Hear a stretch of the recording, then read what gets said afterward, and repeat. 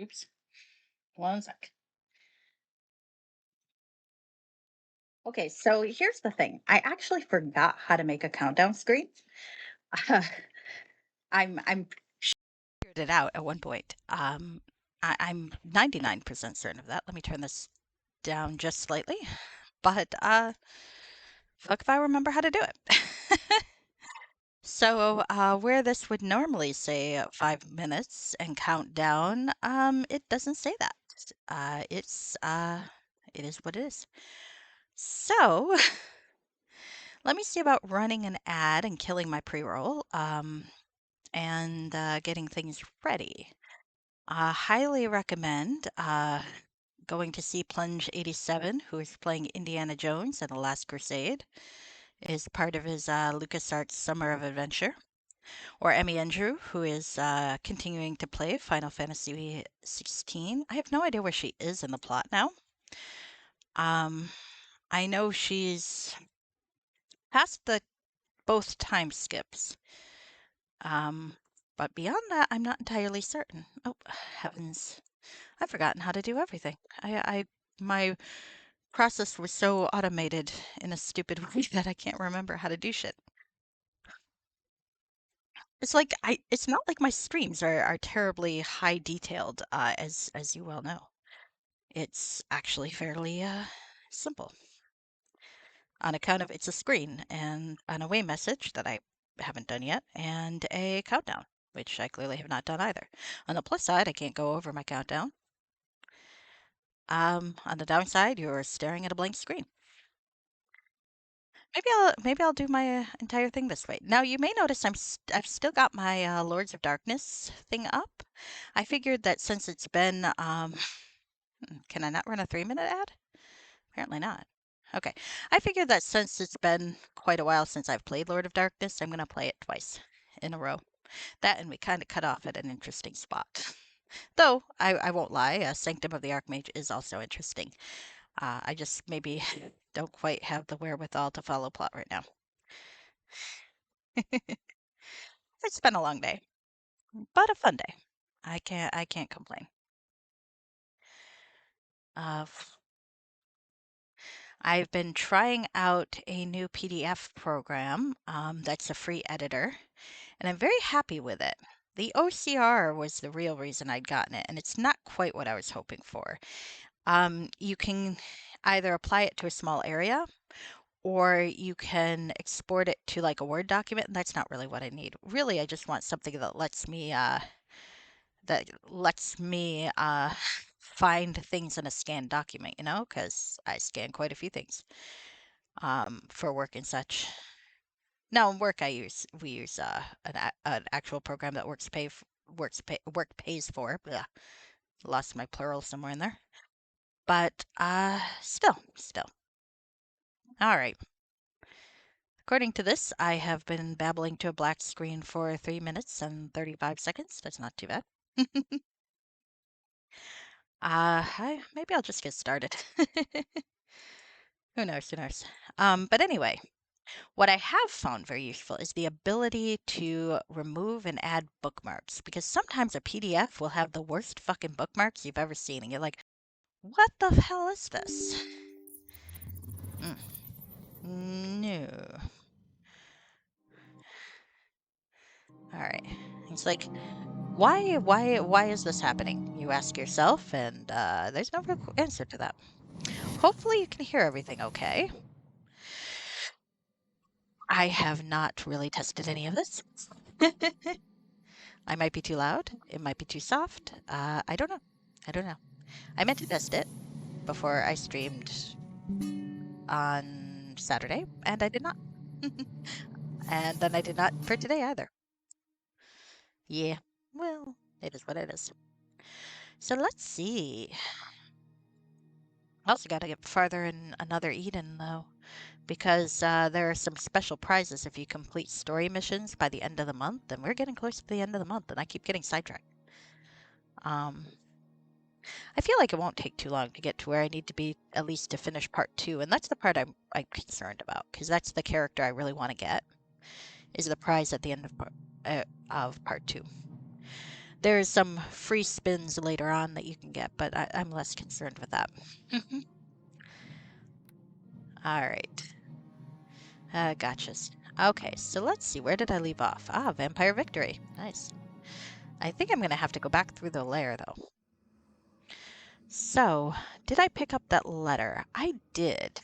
So this vampire who looks identical to the dude in the restaurant or tavern who hired me apparently is hunting that guy. So that's pretty interesting. There's also a courtyard that leads to a couple of cool looking areas that I do want to explore. So let's get the hell out of Dodge here and see about going back up. I'm a little sad that there isn't a quick exit, but a quick exit usually means just disappearing anyway to another world, and there's still stuff I want to do in this world. Like that courtyard. Hello, rats. You seem quite calm.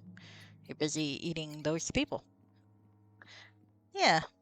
Yeah, I feel like that's not ideal in a lot of ways, but there we go. I do like my green cape. I feel like it's quite stylish. I do not know how much left there is to this module. I can't tell, like, it's not bad. Like I said, it's based on a module. But the problem is the module it's based on, and I didn't read to the end, so I don't know how long it is basically a bunch of connected vignettes. So I don't know how many vignettes there are. It might be that we end up finishing this tonight. It might be that it's like 100 episodes from now. Who knows? I did say episode, though. I'm becoming pretentious. Speaking of, I've been still watching Dork Tales. That's quite fun.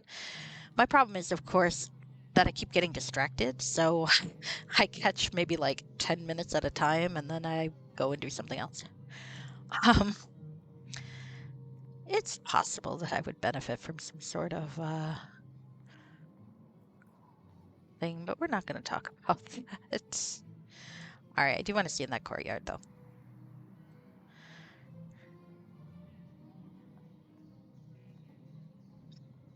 Sometimes I wonder.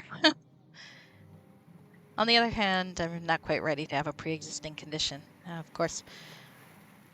And I'm not talking politics on the stream.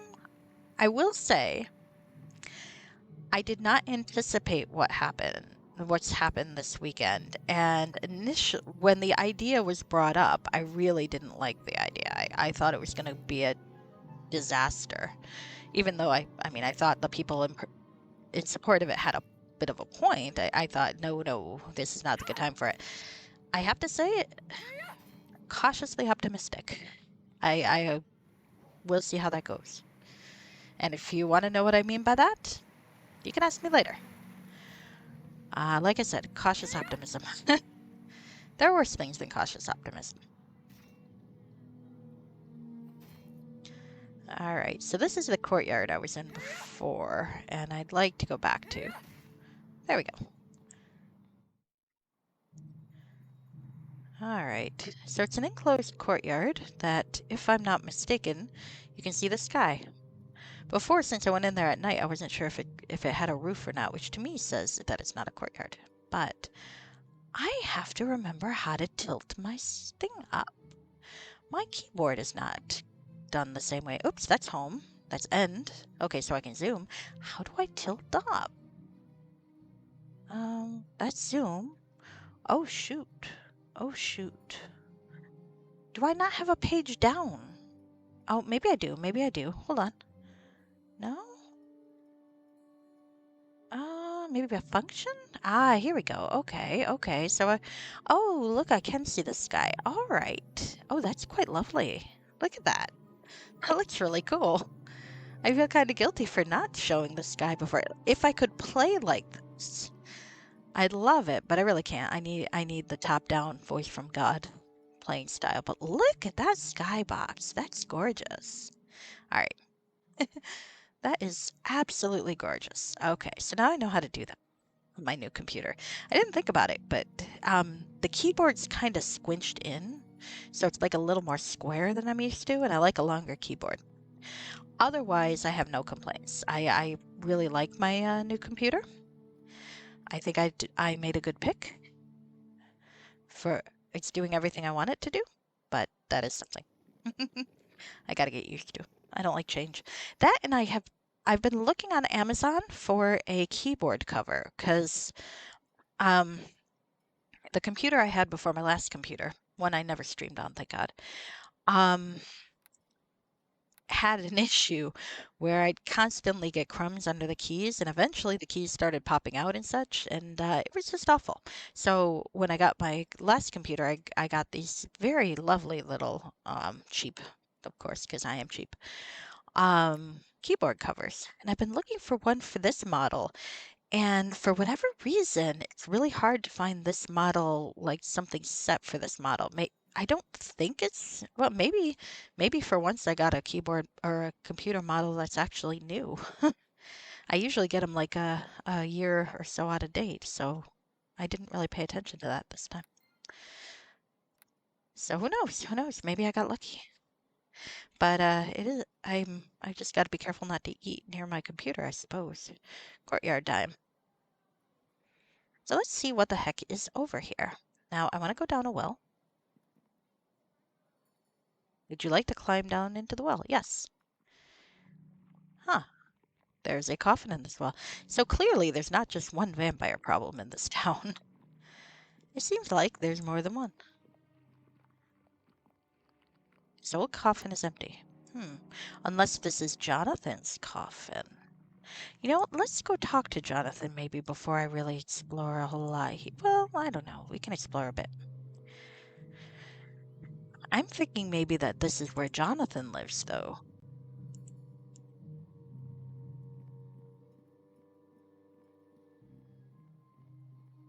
I'm thinking maybe I'm jumped in advance of the plot.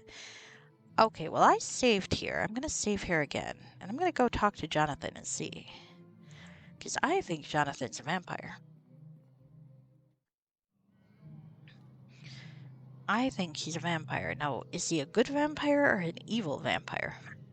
I mean, good vampire's kind of stretching it sometimes, but is he like Mick from Moonlight or Nick from Forever Night? Depending on the resolution. Is he an angel? Depending on what we're talking about. Or is this like a Camarilla versus Sabat sort of thing? And wow, I tripped over Camarilla, didn't I? Or Camarilla, I guess. I always assumed it was Camarilla, but I also, it doesn't flow off my tongue very well. I'm not very experienced with Spanish. Jonathan Morning Mist. Okay, let's talk to him. Well met. All right. You look as though you have news. It is done. The Bane was a vampire named Jeremiah, who appeared as an elf with silver hair. He's been defeated. You have proof of this? Yes, I have this vampire dust that it left behind. Enough! I can carry no more. Oh, you gave me a shield. Wonderful, here's your reward. Thank you, I was wondering. I mean, the vampire looked almost exactly like you. High elf, silver hair. That's a mere coincidence. Perhaps there was an attempt by some devil to impersonate me. I don't believe that. Is there something you're not telling me? Sorry, I don't know what you wish to hear. Well met. Until we meet again. Interesting. Maybe we will do some reconnaissance before. Or maybe not. We got a shield. Let's look at the shield. Let's look at the shield we got. Maybe it looks lighter than my tower shield, perhaps. +3. Oh, well, that's +2, but it's got a unique power. So let's move that there and maybe not get rid of it yet. 28. Wait a sec. No. I'm an idiot. One sec.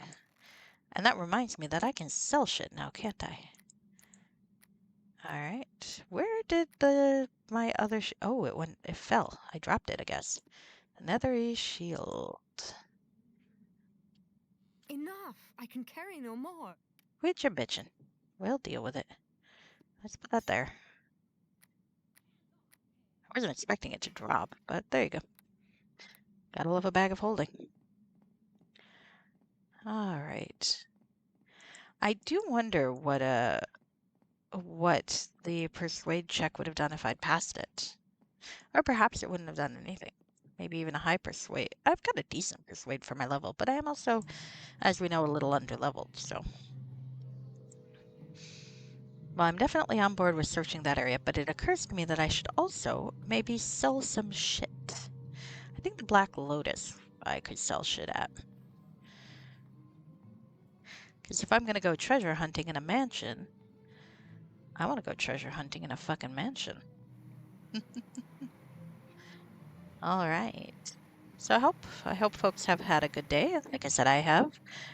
I think I mentioned that I'm trying to plan a game of sorts, and I've setting it in Anchorage, Alaska. And now I'm wondering, it's like, I wonder how vampirism would work there. I mean, in the winter, I guess it'd be great. Quentin, what do you want? Oh heck, one sec.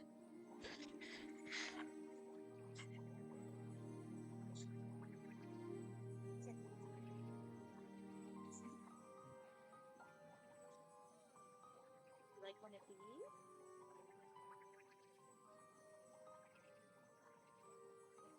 Probably. What you'd like is for me to clean your litter box, huh?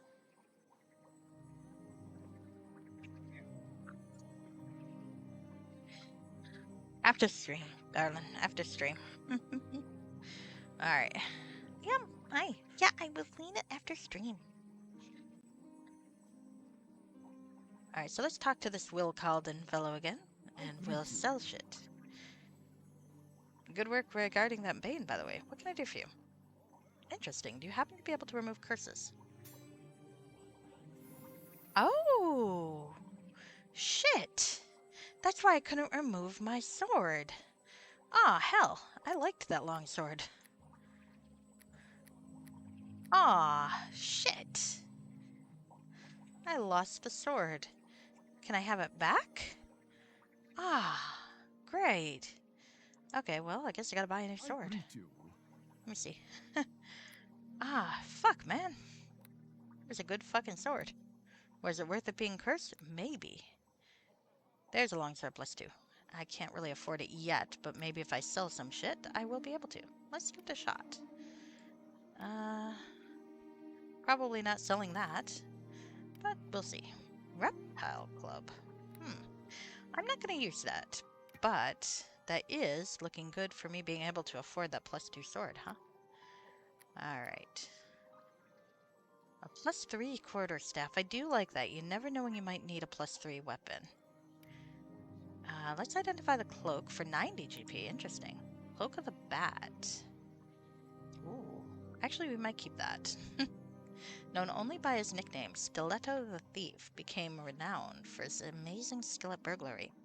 He claimed he could get in and out of the most secure, heavily guarded treasure rooms without ever getting caught. Once, on a dare, he snuck into Zendel Keep and stole a ring from Fazul's high chambers. Getting in seemed to be easy, but escaping turned out to be more difficult. When Stiletto found himself surrounded by multiple guards, the secret of his career was revealed. Stiletto turned into a bat and flew out a window. Well, nicely done. I do like dark vision, so while I don't intend to wear this right now, I am intending to keep it. Because you never fucking know. Now, the Silver Scepter doesn't seem to do much, and it's sworn to Ball anyway. I'm not a big fan of Ball. Ball. That's probably not how you're supposed to pronounce it. Except for his role in Baldur's Gate 1 and 2. I don't know if he's got a role in Baldur's Gate 3. I should find out. Okay, so got some leather armor to sell. Oh, another longsword +2. Is it a normal one? Wait.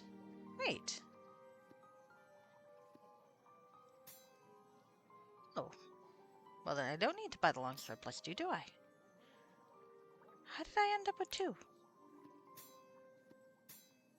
Huh. Okay, well. Was it a longsword +2 that was cursed? Ah. Okay. Alright. Well, that boggled me, but there you go. Let's sell the Silken Tapestry. I like the luxury goods in this game.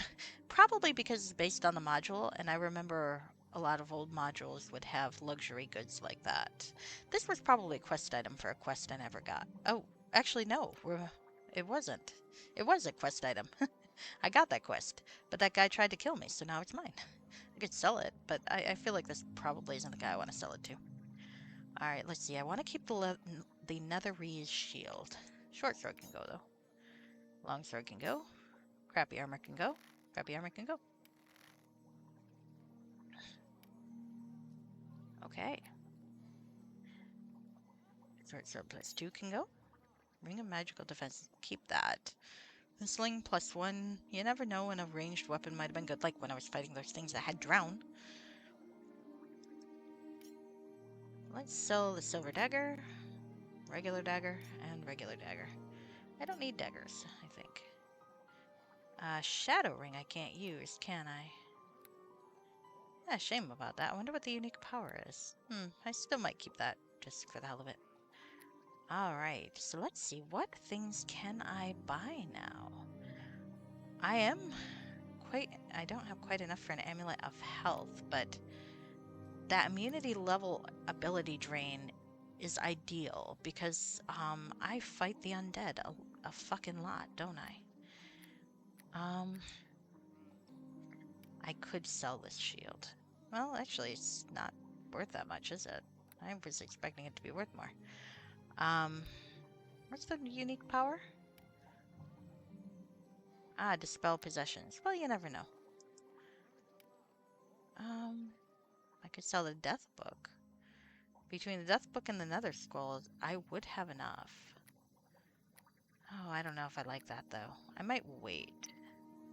How much is the bat? Ooh, the bat cloak might be enough. Because it's not really... It is a lot better than what I got, though. Alright, I'm gonna wear the bat cloak. Alright, well, I guess I'll keep it in mind. And maybe see... Actually? Let's sell that. I mean, it is good to have a +3 weapon, don't get me wrong. But I want this. Oh, shit. I am just shy. Is there something I can sell for just... Oh, I can sell a Mother's Leaf. Let's sell a Mother's Leaf. Okay. I want that level drain immunity. That's the one thing that the undead do... Oh, shit. I don't want 2 of them. Oh, fuck. What just happened? Wait. Where'd it go? Did I sell it back? Oh, fuck, I did. Rude. Alright, well, we gotta reload. I'm not keeping that transaction intact. I did not intend to sell it back. Alright. Shit. Oh, sorry about that. Alright. There's definitely a coffin in this town. Well, let's report into Jonathan again. And, well, maybe let's sell things first and then report into Jonathan. Because I want that... I'm already underleveled. I can't do with another level drop, you know?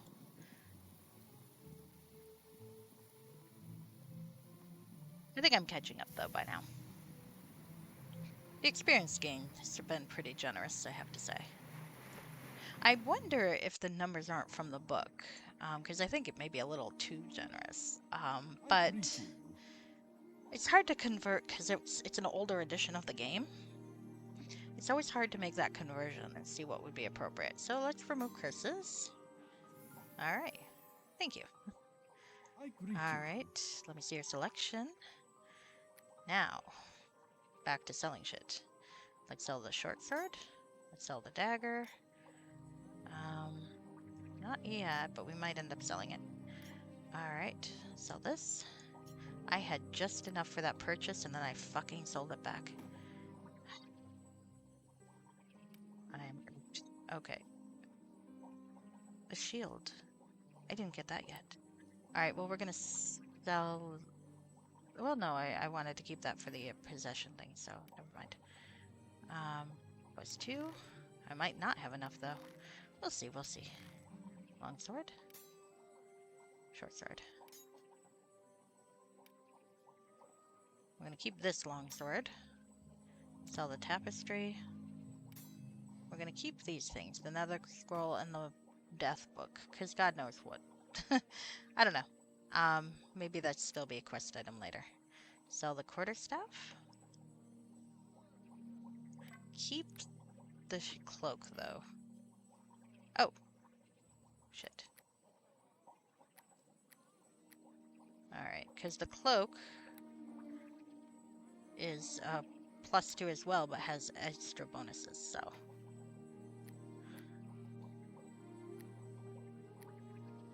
I'm never going to turn down dark vision, even though I'm not sure it's ever been all that useful. I could probably get rid of the pot helmet. I mean, don't get me wrong, it's useful, but I'm not wearing shit on my head. Alright, studded leather. This one's not too bad, though. I am really close to being able to afford it. What did I sell before? Oh, maybe I'm just a different calculation? Oh, I don't... Oh, maybe that. Okay. Where is that thing? 396? 580. Okay, we do have enough.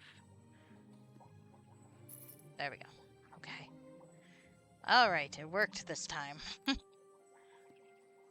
Alright. There we go. Oh, I could sell the Amulet of Shielding. Now, I'm wondering, actually... I greet you. I probably don't have enough, and this is kind of cheap, but... I was wondering if maybe... an Eagle Splendor potion might not help me with that Persuade. Let's see how much one will cost. Owl's Wisdom.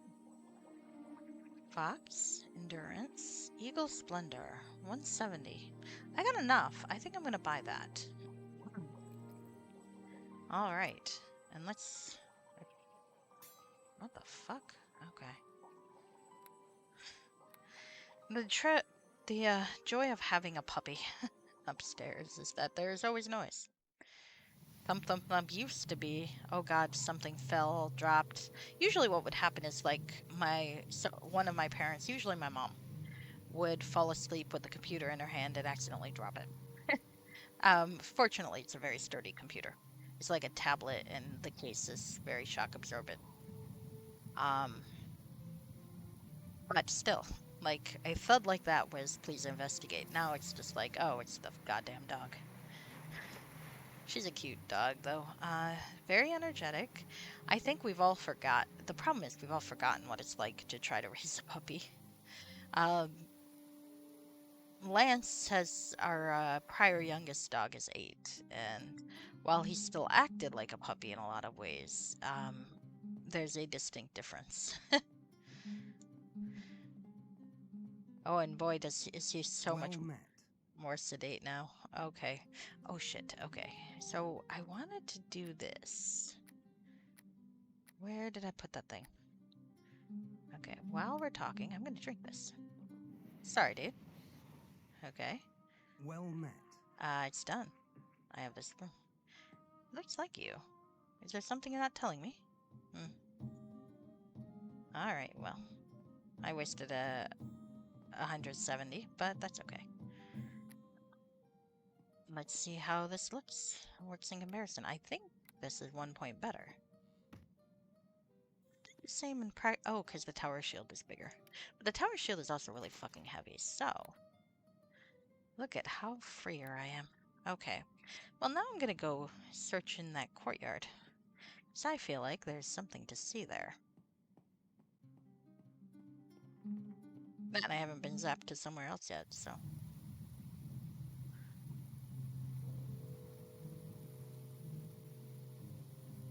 I want to loot the place.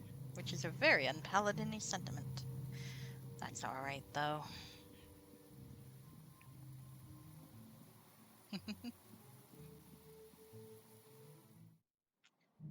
Alright, so I know I went down the well. Where does this go? Does this just go to the other side? Perhaps. Oh, a carriage house. Oh, that's intriguing. This is very intriguing. Oh, this is looking Far more like it might be a Camarilla versus Sabat thing, huh?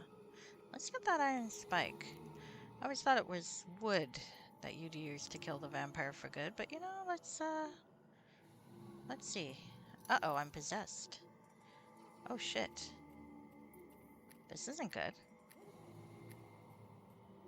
This isn't good. I had a shield that protected against possession. But I want to see where this goes, actually. Here I go, I'm walking around.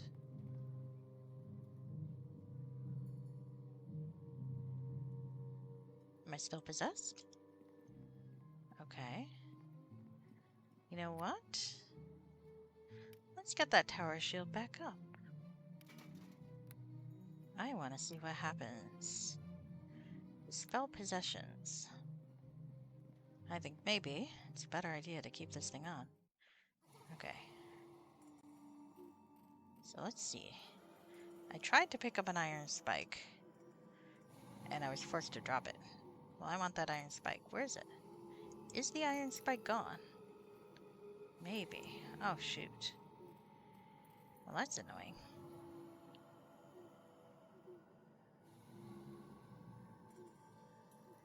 Alright, well, you know what? Let's see what's in that manor they sent me to. Was that a benign possession? Somehow I doubt it. Somehow I doubt it. I think Jonathan's up to something. I think Jeremiah and Jonathan were having their own little fucking rivalry. Oh. Mansion. Upon entering the mysterious mansion, you feel a strong sense of undead activity. Quiet any restless spirits that may lie within. I think we can do that. Breaking and entering is totally justified if there are undead involved. Okay. I want to go out that door, yes, but first, I'm gonna go this way. Oh, can I get to the desk? Can I? Right, let's break the desk. Okay. I want to see if there's any interesting correspondence in there. Break the desk to get to anything inside? Yes.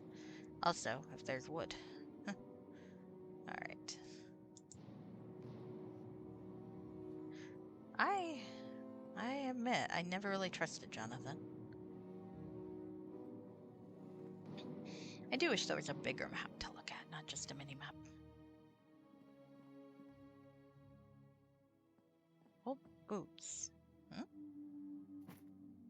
Interesting. Okay.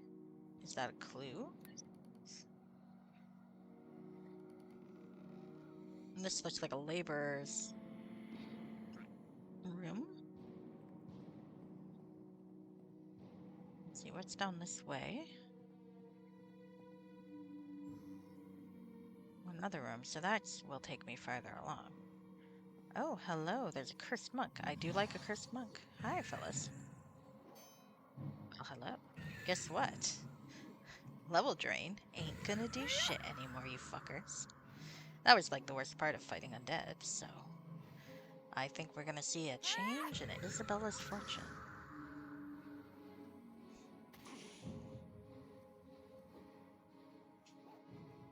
I think we are.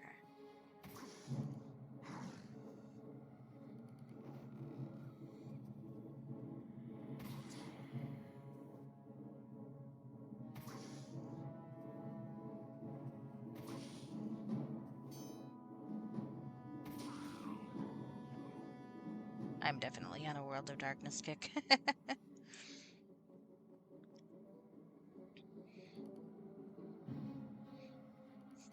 don't care to play Vampire very often, unless it's someone I know running the game, because that's of course different. But I love reading the stuff, like the different source books and like the history stuff and so on. Sometimes it can be fun to play a vampire.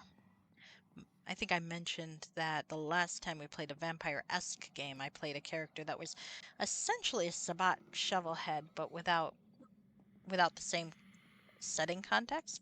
But that was the personality I was going for. It was quite fun. Sometimes it's fun to play a character that's just there to fucking eat people.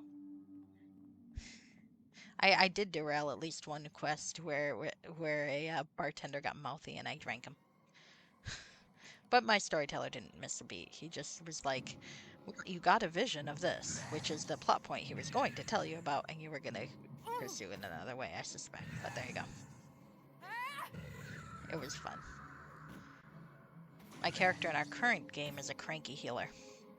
Less plot import, or less plot significant, I think, but you know, I'm having fun with him. He sees ghosts and tries to heal people, and bitches about them the whole time. I think deep down he likes people. I can't loot any of these chests. I feel like that's disappointing. Is there anything I can loot over here? Even when I smashed that desk, I didn't get anything out of it. Huh. All these plot items that are not interactable. I feel like I'm being cheated a little bit. That's alright. I wonder if this is a single floor manor. It's a very big manor. I like how Neverwinter Nights architecture doesn't make a whole lot of sense. Oh, second floor. Okay. Okay, well, let's look in here and massacre some more undead. There's a portrait. Let's go look at the portrait. Is it a clue? Depicted here is a man attired in black robe. The entire face of the man seems to turn with your movement. The signature of Dream Spinner is written in the lower right-hand corner. Oh, that's interesting. Who the fuck is the Dream Spinner? Maybe all these separate, isolated vignettes aren't so separate after all. That would be quite interesting, wouldn't it? What do we have over here? Hello, sirs. A crossbow. A heavy crossbow. Unidentified. That sounds promising. I don't think I have any bolts, but you know what? That seems to be a rather good thing to have. Fine crossbow. +1. You know what? I can't complain about a weapon. Too bad I don't have crossbow bolts. I mean, I guess I could always go to that store and get some, but the only way I could do that right at the moment, well, I could just leave and come back, but I could cheat with the Cameron character hack, which allows you to access any merchant as one of its cooler cheat factors, but I'm not going to do that. Not yet, anyway. If I absolutely need it to conclude the game, I might, but I don't really think that's going to be the case. I made it through the worst part. Come here, Reshke. Sorry, I didn't see you there. I am level 9. I think I mentioned before, but if I did not, I did pour the George a disservice. Because if you go on the vault and if you read the README before you play this module, it says that it's only multiplayer that you start your character at level 1. You're really supposed to start at level 3, which means I might have had a much easier time in that initial quest. Maybe that poor fellow. Oh, it's a lady's sitting room. That's interesting. Maybe that poor fellow, or those poor priests that I couldn't save, I might have been able to save them if I were at the appropriate level, but it's a little late for that now. You're curious? It might be worth trying. I mean, the advantage of saving those priests is you get the cleric henchman to come along, which she did when I didn't interact with it, but you're not supposed to steal the teapot. When I didn't go in there, they were still alive, and she was going to come along. But I felt like I should go in there and try to save them. Because I'm not paying attention. I thought you knew that. But that's a very good point. Alright, what do we got for level 2? I could have tried to use Eagle Splendor. It's been a very long time since I've played a paladin. I just would like that known. Actually, why am I even putting that one in? I should put bull strength in when I get overloaded. Or maybe one of these things that's actually useful, but no. There we go.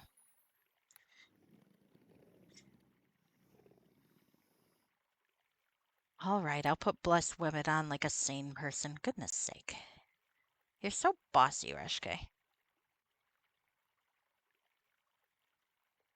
Alright. Doo-doo-doo.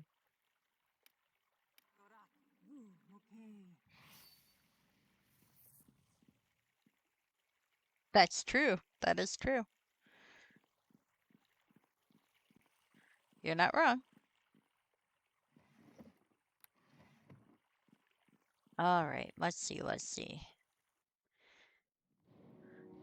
So, let's see what else we got.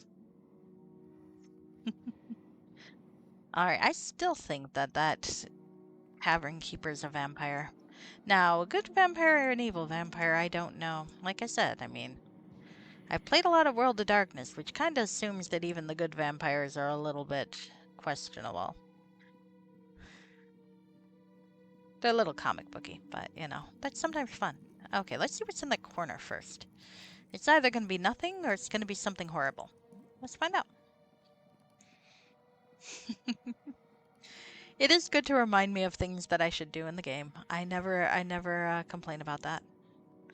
Okay, some mice. Are there corpses? No. No, just mice. Nothing to interact with. Okay. All right. Let's see, let's see, let's see, let's see, let's see. So anyway, I replaced my computer, can you tell? Hopefully the volume of everything is okay. As I was saying, oh, there's the courtyard. Oh, that's the other way I got in here. Okay, good to know. Yeah. I am lucky to be in a position where I can replace a computer without too much issue. Not everyone I know has that privilege. Um, so I got one that's a little fancier than I did last time. It's not the cheapest one. I mean, there were a lot more expensive ones. Don't get me wrong. This is not even like really a gaming laptop, but it is a little bit fancier than the one I had before. So maybe it'll last a little longer. You know, like the Sam Vimes roll. Did I? Yes, I was in here. This is the ladies' sitting room. So, but right now it's working lovely. You should see how smooth it feels to play. And the sounds are nice. I don't know. It's maybe a little too fancy for me. Did I replace the headset as well? No. This is actually my usual headset. I think maybe I've just the volume is a little better in terms of what the computer picks up, so I don't need to have it quite so close to my mouth. Now that you've said that, I'm probably going to start mouth breathing again. It's one of those things that tends to happen if I don't think about it or if I do. Oh, the key. Okay. I was having fun bashing down doors. I'm not sure what I think about a grandfather clock. It's broken as its hands are stopped. Well, that's not symbolic at all. Thank you.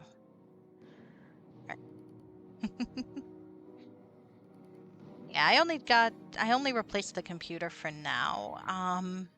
There are other things I'd like to replace. Actually, what I really like is there was this beautiful hard drive. And I was like, oh, I would like, it was on sale and it was 18 terabytes. And I'm like, oh, I want that hard drive. I don't have enough shit to store that's 18 terabytes. I really don't. But I want it. My current backup drive is 10.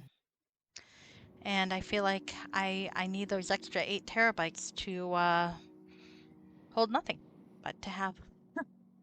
It's a greed thing. I need to back everything up 100 times over. Hmm. This is, oh, bookshelf's interactable. Maybe there'll be some books. Let's see. Origin of Magic and Rise and Fall of Netherworld. So there's our default books. The Origin of Magic's kind of interesting. Helm's Hold, another default book. Just default.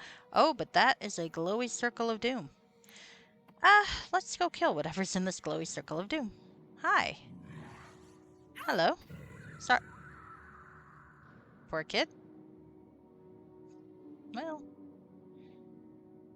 I know, right? I know. Well, the primary drive I use as an external is only a 5 gigabyte, and that's got my immediate stuff I work with. The backup, actually no, I think my current backup is 15. I think I did upgrade once recently. Holds everything that's on the little hard drive and a few other things that I didn't move on. But yeah, you're right. You can always fill the space.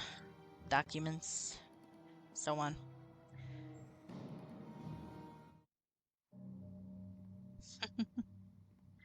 All right. And there's a ground level up.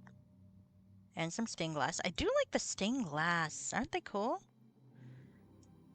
I like those stained glasses. Very atmospheric. Okay, so let's see. I wonder how many floors there are to this manor. This floor doesn't seem quite as big. The third floor.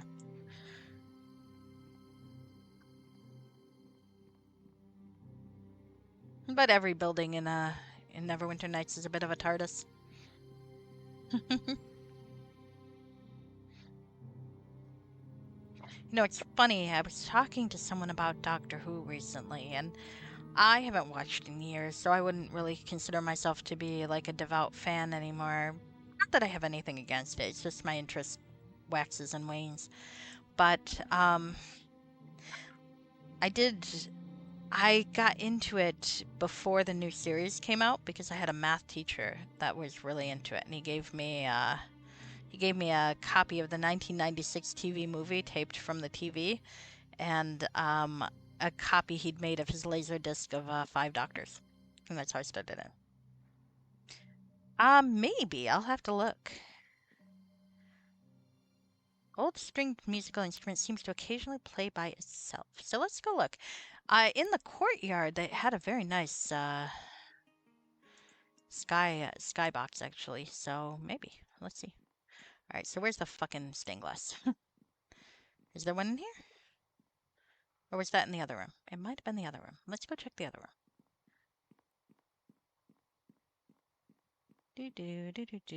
Wonder. Let's walk smack into a door, because I can. Alright. Ah, there we go. So, what happens if we tilt up? Now, my page up and page down are a little harder to get to from here. And it looks like, no, they just float in space. That's fine. This is a creepy place anyway. Floating string glass. The movie was a... Oh, yeah. Yeah. The movie had a great. It was definitely busier though. I think the new series got a good grasp on making a more modern look of it, but the library definitely felt lived in. So that was nice. I loved the TV movie. I won't lie. I thought the fans who were irked about it were irked about the wrong thing, really. The Grace was kind of annoying. I feel bad saying that because I never liked to be the one. When I was a kid, I was very much one of those not like other girls sorts of fans of stuff. Partially because, now I don't really identify as all that female. So it kind of makes sense in retrospect. But I was very intolerant of a lot of traditional feminine things to a kind of idiotic extent. Um, So I try not to prejudge things where when I was a teenager, I was like, ugh, I don't like that. I don't like her. And one of the things I like to do with my nostalgia themed book review blog is to read some of the books where I was like, ugh, I don't like her. And see if see if the character's legitimately still annoying or if it was just me being a sexist little twit. It's kind of 50-50, I'd say. Kind of 50-50, but I try to be more aware of that. That said, when you had Grace, whatever the fuck her last name was, running through the hospital in a fucking opera gown, that was a bit much. Though that wasn't really her fault. She had a perfectly legitimate reason to be in an opera gown, but there you go.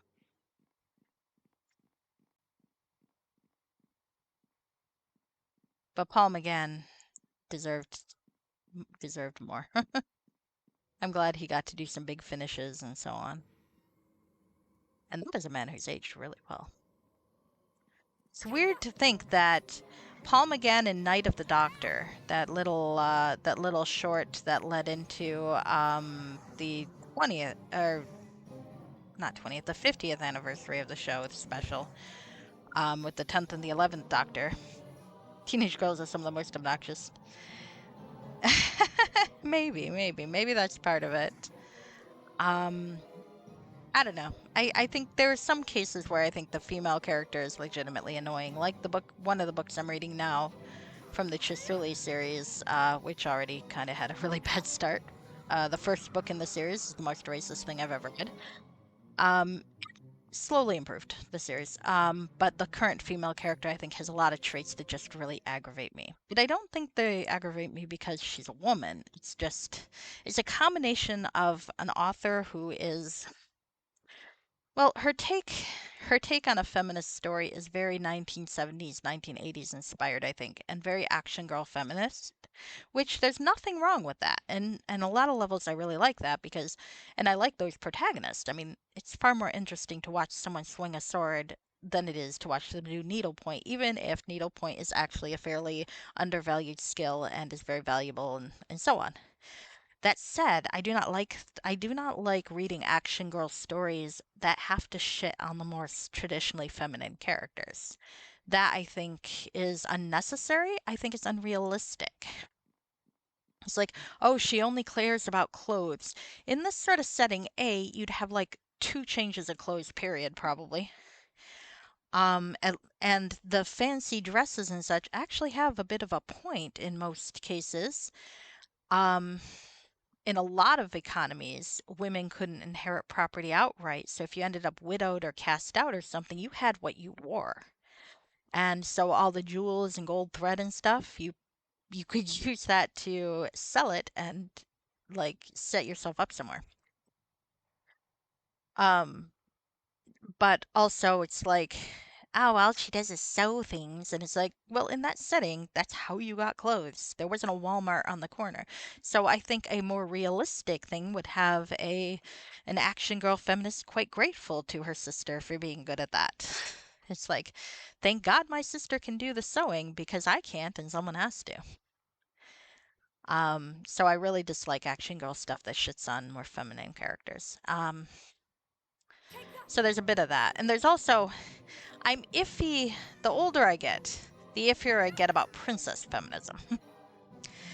And what I mean by that is, look, I'm a romantic enough that I completely sympathize with someone who does not want to be forced into marriage to someone that they don't care for. I that's a very that sucks. and and marital rape is a thing and so on, and it's understandable to be afraid of that and such. So I never really blame a protagonist who wants to marry for love. That part I'm fine with. But I do think there's a bit of a trade off in that if you are royalty, and you're living in luxury while a good portion of your population is in squalor and suffering and starving and so on, you kind of owe them something. And if a marriage is going to bring peace to your realm and make sure that no one goes to war, well, that's something to think about. I'm not saying that the female character should submit and marry this guy that she doesn't love, but I prefer the stories kind of keep that kind of in mind when they're going through the story. And there are some particular issues that I have with the resolution of the story that I remember because it's a nostalgia themed blog, so I've read these before. And we'll see if it's better in context now that I'm reading it much older, but I remember at the time having a real issue with it. Hmm, Red Rabbit? I'll have to look that up. I definitely like your recommendations, so I'll definitely look that up. Without getting into too many spoilers about the resolution, it's got a resolution that's almost very rom-com, and in a certain respect, I like it because it's very taking her personality into account. It's a good resolution. But the thing is, the way it's done kind of robs her of a lot of agency. And basically, it's one of those things where it's like, does she choose duty or does she choose love? And either way, making that choice would be fine with me. They do build up enough that either of those choices would be fine and well written. The thing is, there's a twist that means that it's not a necessary choice to make, which would be fine to me. Okay, I'll note that down. It would have been fine to me, except the reveal happens before she has to make that choice. So she's there, she's being put on the spot. It's like, are you going to choose duty or love? And then suddenly someone comes in and goes, oh, this is going on. What the heck? And so it comes out that she doesn't have to make that choice. And, but the thing is, so she doesn't end up making a choice. She's never put, she gets to escape having to make that call. And I don't like that that she gets to escape making that call because for one, I feel like it removes a lot of the empowerment. Whether, and I'm not saying she has to choose either. I think it could have been empowering if she chose love. It could have been empowering if she chose duty. And I'm fine with the idea that after making the choice, it turns out she gets both. I don't like that basically she gets to escape that dilemma though. I guess I kind of want a situation where people realize that that's what she chose. And then she has to kind of live with that. Did she give up some of her own personal values for duty, and that's known that she was willing to do that, or was she willing to abandon everything for love, and it should be known that she was willing to do that too. But without making that choice, it's like there's no consequence to it. And there are a few other narrative things in the book that I think kind of give the character an easy way out, as opposed to really letting the character make a painful decision. Like she gets the advantage of making the painful decision without having to make the painful decision. And that bugs me because I think the character herself is good. She annoys the shit out of me, as I said. But she annoys the shit out of me in a way that any protagonist with those traits would annoy the shit out of me. At the same time, she's still got some very decent dilemmas to explore. And it bugs me that I think it weakens her that the narrative doesn't let her have to make those choices. Because I do think sometimes losing a little bit makes someone a more powerful character in the end. But it is what it is. We'll see how the fun of the blog is that I get to read it again and give it a different shake and see if different context, different age, and so on make me see it differently. And that does happen sometimes. I do find, generally speaking, one of two things happens when I read a book that I remember feeling strongly about the particular characters. Either, and this is usually for female characters, I like them more because, I've gotten past my own stupid misogyny. Or I kind of feel the same way about them in the end. There are a few asshole lead characters where I'm like, okay, why did I like this character? Um, but for the most part, the ones I liked are the ones I still like. Most of the time. Sometimes it'll be like I hated the main male character in Dragonflight while reading Dragonflight, but actually I felt that the character was redeemed quite a bit in Dragon Quest. So when I remembered that character being a favorite character, as it turns out, what I was remembering was Dragon Quest, not Dragonflight. And it's like, oh, okay. Well, yeah, now I like him. He was horrible in that first book, though. All right, so let's see. Oh, there's some winding paths here. I'm not sure I like that. To the ground floor. Really? I'm on floor 3, aren't I? All right, well, let's have a look around. Um, so it looks like up here is probably where I'm gonna want to go. So why don't we try looking on the right first? Because we want to be systematic. We don't want to miss anything. There's a whole lot of bedrooms in this manor. It's filled with a few leaves of parchment and old inkwells. Okay. Hmm. I don't remember how I got onto the topic of that book. Oh well, it happens. Oh, to the second floor. Wait a second, is that part of the second floor that I haven't been? Because I don't remember having another exit up here. Where are we? Oh, Oh, this is an interesting spot to the ground level. Okay, let's see what's over here. Oh, this looks like a laboratory. Okay, some ingredients that I'm not going to bother to steal, because I'm not a crafter.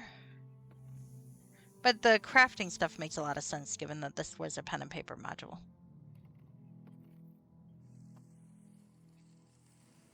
Okay.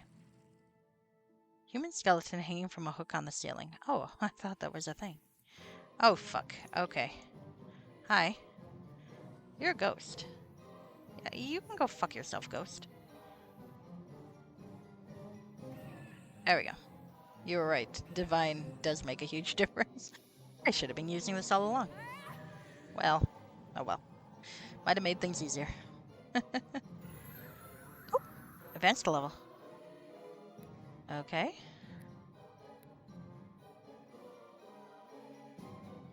Alright. Ah, too bad. I've already used my persuade roll on the elf that's probably a vampire. Let's put it in heal. It looks good. Okay. So where does this go out?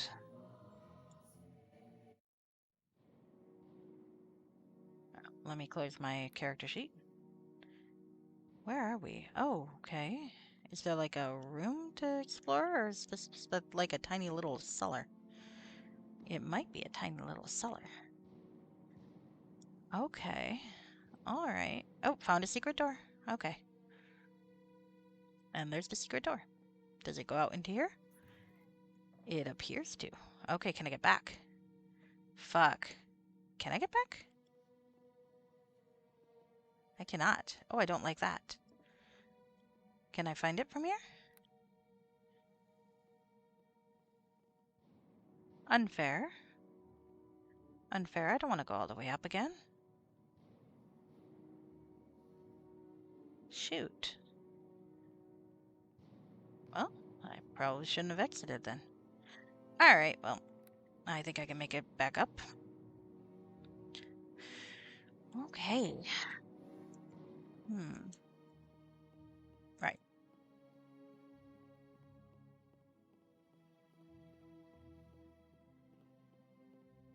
I will say one thing that the book does really well is the adversary. And it's funny because the feminist book, I mean, because the character who's kind of the sexist adversary for a lot of it is the brother, and the brother is probably my favorite character in the series. So I was a little leery when I was remembering it, going, okay, is my favorite character going to end up being unreasonably sexist, or like, is she going to trash his characterization for this? And so far, I don't find that she has. I mean, he is sexist. There's no question. We got to see a little bit of it this time in the book where because he's got some issues going on because of a sickly child and so on, and some questions about the succession. She points out that while the other brothers have been married off and are out of the line of succession, if women could inherit, she'd be next. She could do it. And he's like, yeah, but there's a reason women can't. And so it's like, oh boy. But I will say, the author gives him some decent reasons. I don't agree with those reasons. I want to emphasize that right there. And it annoys me when fans of things think that they have to agree with everything a character says for it to like the character. And I've never believed in that. I'm okay with liking a character who is wrong, but I like to know why, and I like them to be reasonable about why they're wrong. So and he tells her, it's like, honestly, I think you would be a great king. They have a word for that, or a queen. I think you'd be great at it. I think he tells her outright. But the reason for it is childbirth, and because a king needs to propagate the line, and childbirth risks a queen's life, and you can't really have a monarch who's going to go into childbirth once a year and possibly die each time. I and there's a lot of reasons I think I wish the female character was a bit more eloquent, because I feel like there are some things you can counter that with. For one, uh well, really, you only need one heir, maybe two. If it's not, and there are a number of characters in the storyline too who have named nephews and such as heirs. If you have women also inheriting, then you've also got more candidates overall in the family. So you don't necessarily have to be as frantic about having a male heir because, well, Catherine of Aragon only needed to have the one child. Anne Boleyn only needed to have the one child if a girl could inherit outright. It wouldn't necessarily be quite so frantic. Also, there are situations where a man might not be spreading his seed, so to speak, as much as he ought to anyway. It's particularly notable because the character's wife has just had a really terrible childbirth experience where the baby died, and they said that she wouldn't be able to have more children. How that works, like in actual physiology, but okay. And it's kind of a thing. He says outright he's not going to put her aside or anything like that. But it does mean, well, dude, you're not going to have any more kids.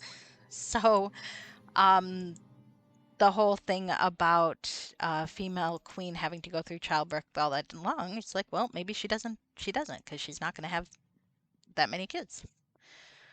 I don't know. I feel like there's a lot of holes in his logic that can be addressed fairly straightforwardly. But I appreciate that there is some logic there and that there is something of a valid point there, even if I think that there are a lot of counter arguments.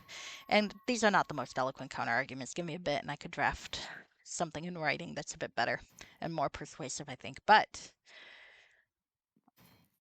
that's all I really need for characters. I need them to not be irrationally stupid. I need them to be stupid for a reason.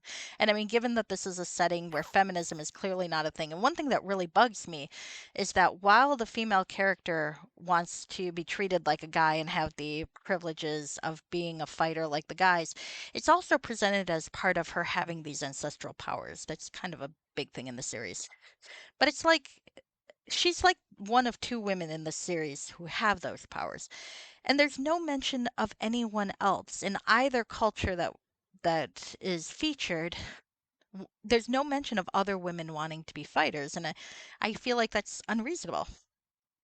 Like, if nothing else, the culture that's kind of Native American inspired, who have been subjected to genocides and so on, I feel like they would have some martial training for women anyway, but there would likely be some women in that group who would want to be fighters themselves. And somehow this never comes up. It's like there are no women in the series who want to be fighters, and it's like, really? And that's a shame because I think you could introduce a lot more feminist ideas from there. Um, I think there's a point later, if I recall correctly, where she insists she could beat him in a sword fight, and he's like, "A woman can't do that." And I mean, I'm looking forward to her kicking his ass, but I gotta say, looking at the cover model for this girl and how she's described, because she's tall, but she's willowy and so on. It's like, no, you're lady, you're probably not going to be able to wield a sword in a realistic capacity. Let's be honest here. A woman who's built like Gwendolyn Christie as Brienne of Tarth, yeah, she could do it. I don't know if I believe that. So, like, there's some realism there, or lack of realism there, where I kind of think he's got a point. But it is also true that it's my favorite character versus a character I find kind of annoying. So, I'm kind of biased. Oh, let's look at this diary page. This bloody page was torn from a diary. I, Hieronymus Bosco, have myself been betrayed by my apprentice, just as I betrayed the lord in the manor. As I write this, the poison in the goblet races through my veins, but I shall have the last laugh. My bargain with my eternal master Allocaire ensures that my death is not the end. Okay, so who the hell is this guy? So is Jonathan or Jeremiah the treacherous apprentice, I wonder? Designed house clothes, it is empty. Oh, I am intrigued, I have to say. All right, so Let's go back down.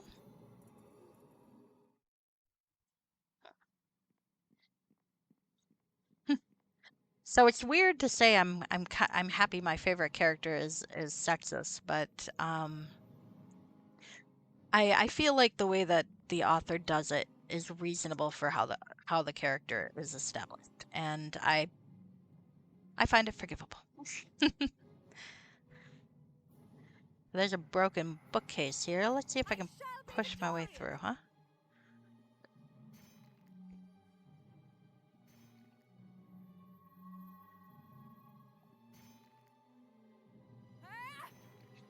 It's okay, he'll get to be ableist in the next book because his son will be non-neurotypical and in a way that's ill-defined but kind of resembles real-world issues, and he's not going to know how to handle that. But he'll mean well, so. It's weird, but because the character features so prominently in two other books in kind of a semi-adversarial role, and then in the last book is kind of the wise elder role, I think he's actually maybe the most defined and most developed character in the entire series. Because there are other characters who are in as many books, but most of them are just support characters. Whereas being like a somewhat adversarial character really lets you develop them. Ah, you like the subtext in Wheel of Time where Luz Theron's fatal flaw is chauvinism? I like that too. I think I think chauvinism is an underrated form of sexism in terms of literary merit. And I think I said this in my review. It's not it's not one we see a lot in media anymore. Nowadays, if you see a sexist character, they're just like a standard misogynist. But I feel like there's a lot of potential in the chauvinist character, the character who's defined by wanting to protect the weaker sex. And I mean, the fact that he thinks that women are the weaker sex and in need of protection to begin with is problematic and something he needs to be educated out of. But there's room for that education. There's room for the character to grow, and it means well. And it does. It's like AC Slater when watching Saved by the Bell. It's like the chauvinism is funny, and pretty soon he's going to be romantically linked with a somewhat aggressive woman who will teach him better or beat it out of him. One or the other. It's fun. And unlike the real world, where trying to teach someone who just doesn't want to learn is an exercise in frustration, these fictional characters, because they're idealized, they actually do welcome learning better and appreciate growing. So even if they backslide because it's a fucking sitcom. But being corrected and so on is not something that is necessarily a turnoff for them. So it makes the characters more likable. So I'm not sure it's terribly realistic at this point, but it is a more welcome version of the flaw, as long as it's acknowledged as a flaw. If the narrative does not acknowledge it as a flaw, then it's just irritating.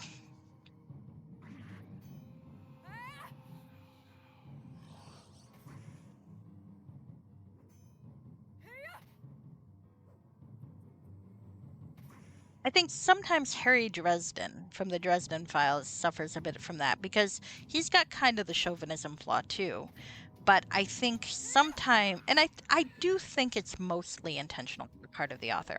I do think it's mostly intentional. That said, I think sometimes he plays it a little too straight, and then you're just like, really, Harry, really, and it's not as great.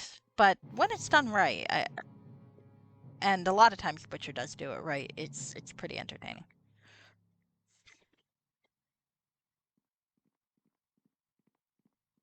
There are folks who do criticize the Dresden Files as being rather misogynistic or misogynistic but sexist, and I think there's some I think there's a lot of stuff that's kind of what the fuck? Oh, I'm having a vision, I think. Oh, that's interesting. Okay. Are they going to talk? He's walking really slow. Hi, Winchester X94. It is a fun game. I'm playing a module That is, it's a fan-created module based on a D&D module from, I think the 80s, called Lords of Darkness. I've had enough of your treachery, but I've done nothing. No more lies. I know you killed Sir John. Then you know too much. Oh, that's one of those Christopher Walken vampires. I love that portrait. Uh-oh. That guy's gonna end up dead. Are they both undead, or are they just, Yeah,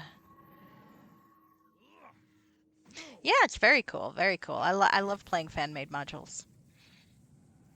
There's a really cool genre of fan-made modules that are conversions of actual. What the hell did I just watch? Was that a flashback? Or ghosts just repeating themselves?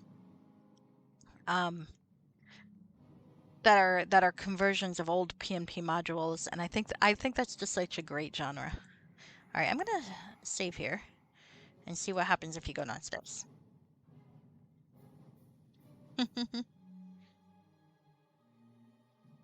Well, it's more how Murphy is treated by the narrative that can get a little questionable, I think. And the whole idealized female character can be somewhat sexist in its own right, depending on how it's handled. I think most of the time Butcher does pretty well with it. But there are some times where I think it kind of flows into that awkwardness. There actually are conversion modules for Pool of Radiance and Temple of Elemental Evil. If you go to neverwintervault.org, I think it's .org. One second, let me make sure I'm telling you the right thing. I go there all the time. Why can I not remember if it's org or whatnot? Yep, it's .org. Neverwintervault.org, you can type in like Pool of Radiance and Temple of Elemental Evil, and you can see versions. I think there are a couple, but you can usually find the top rated ones, or you can play all of them and see which ones you like better. I think Leanna's got some issues, Rashke. I'm not gonna lie there. But it's one of those things that I think folks also forget is that an author can do good and bad in the same thing. It's not a zero-sum game. It's like an author is not a bad person because they sometimes slip up and the element of the story here is questionable. But it depends on how often it happens and so on. I'm glad to make your day, Winchester.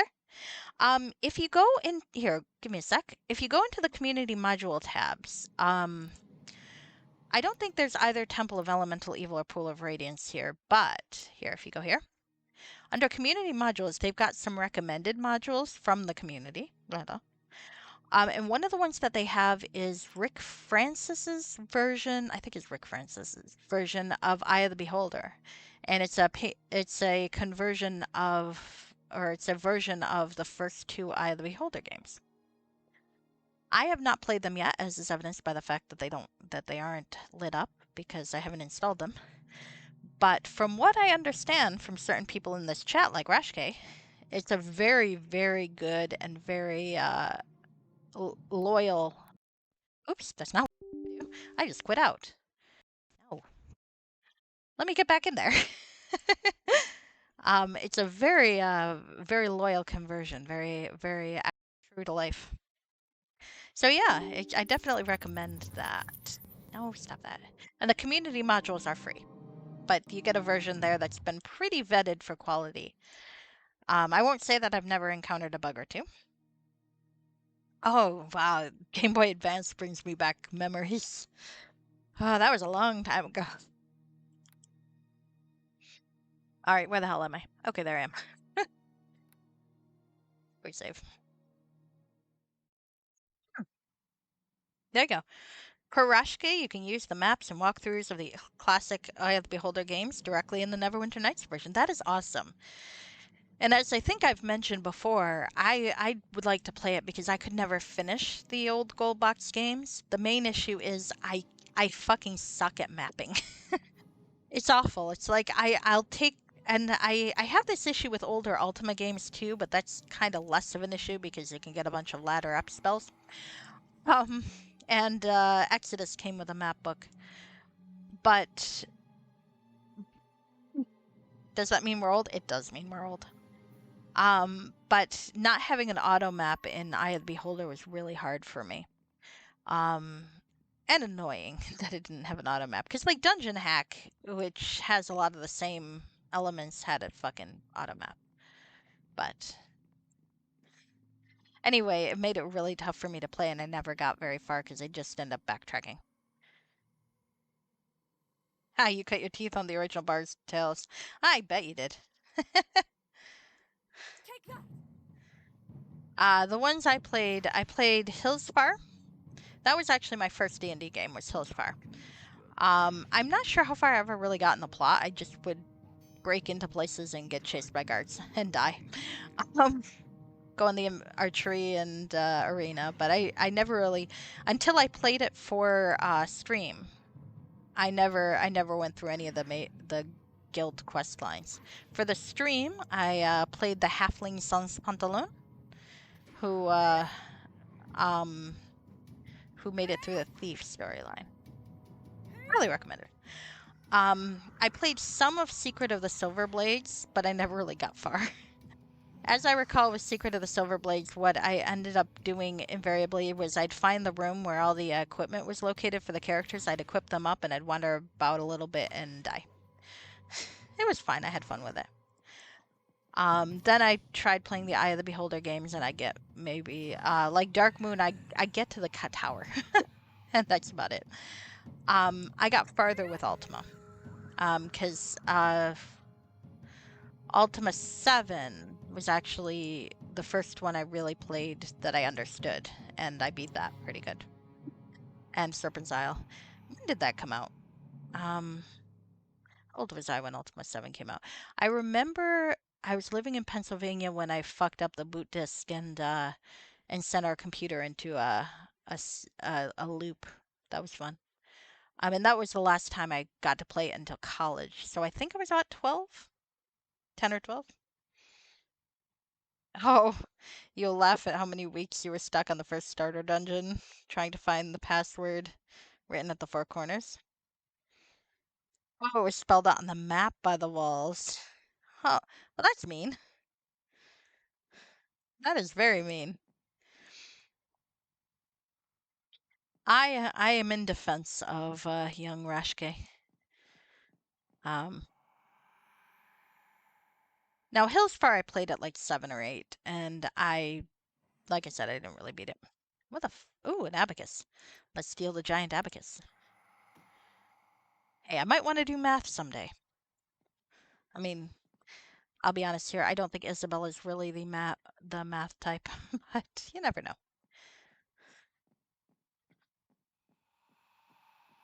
What do you want, babe? Come here, baby girl. All right, I'll spoil you with another treat.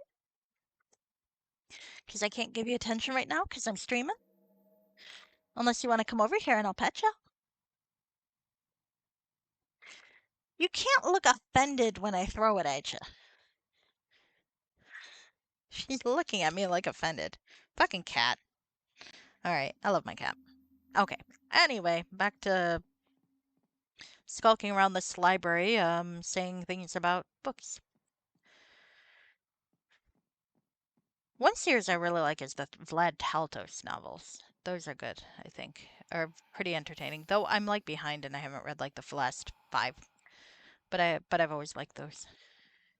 Kind of a Dresdenist personality, but I think Stephen Brust is a little more self-aware than Jim Butcher about certain narrative tropes.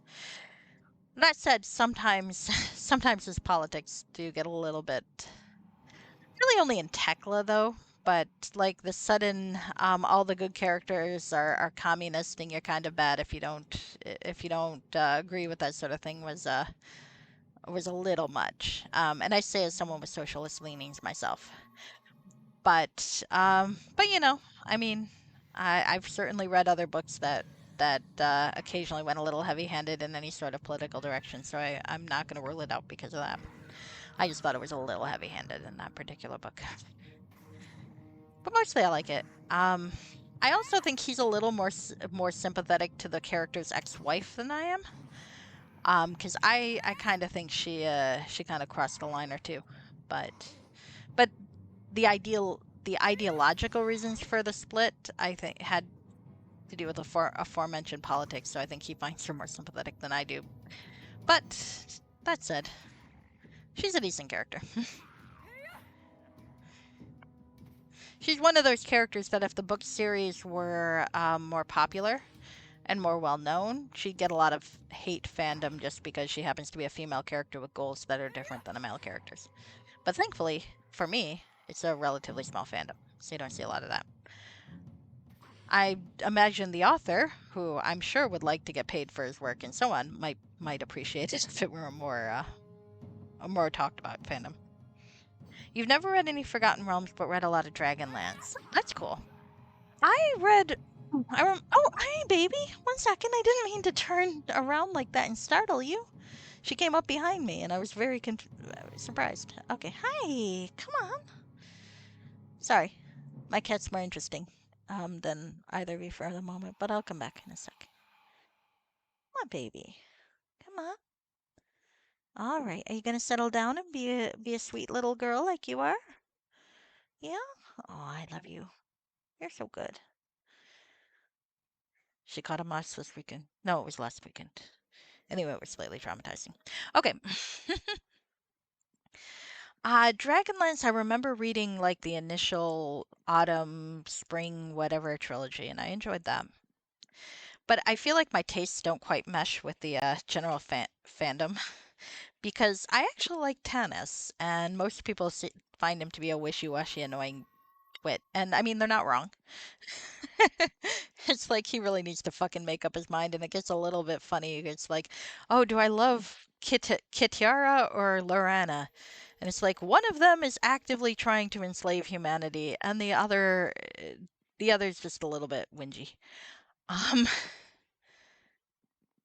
I can't really interact with that very well. I'm not sure if it's a pathfinding issue though, or just it's a very old child's doll.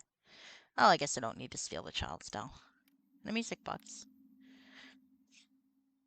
Yep, the Chronicles trilogy. But yeah, I like Tannis though. I agree with the jokes that say it's like like how long does it take for Tannis Half Elven to screw in a light bulb?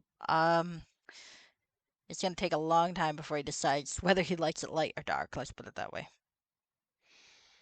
There you go. You grew up with Archie always ditching Betty for Veronica. Yeah, something like that.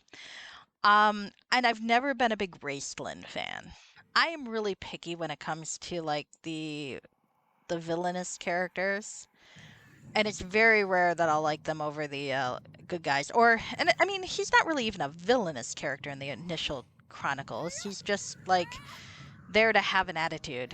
And it's like, all right, fine, Raceland, whatever. I'm sickly, frail, but have impossible powers, and I resent my brother who does everything for me. And it's like, I mean, it's a good setup for a character. Don't get me wrong. I just kind of want to hit him with a spritz bottle. It's like, stop being dramatic and just fucking get over yourself. Sprit.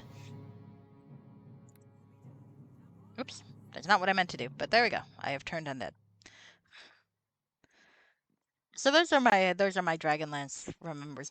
I remember reading some of the lesser known books in the series, like some of the origin series where they meet up. Um, I I remember reading and some like this. I remember reading both the book with the twins where they got the cleric Chrysania and something or other. And I remember reading the Soulforge series or trilogy at one point. So I mean, I tried giving Raceland a shot. He's just really fucking annoying. I like I said, I don't really have a lot of patience for that kind of character to begin with, especially as I'm an only child. Oh, I haven't read that one. You know what one I really liked, and I forget who wrote it, was The Tales of Uncle Trapspringer.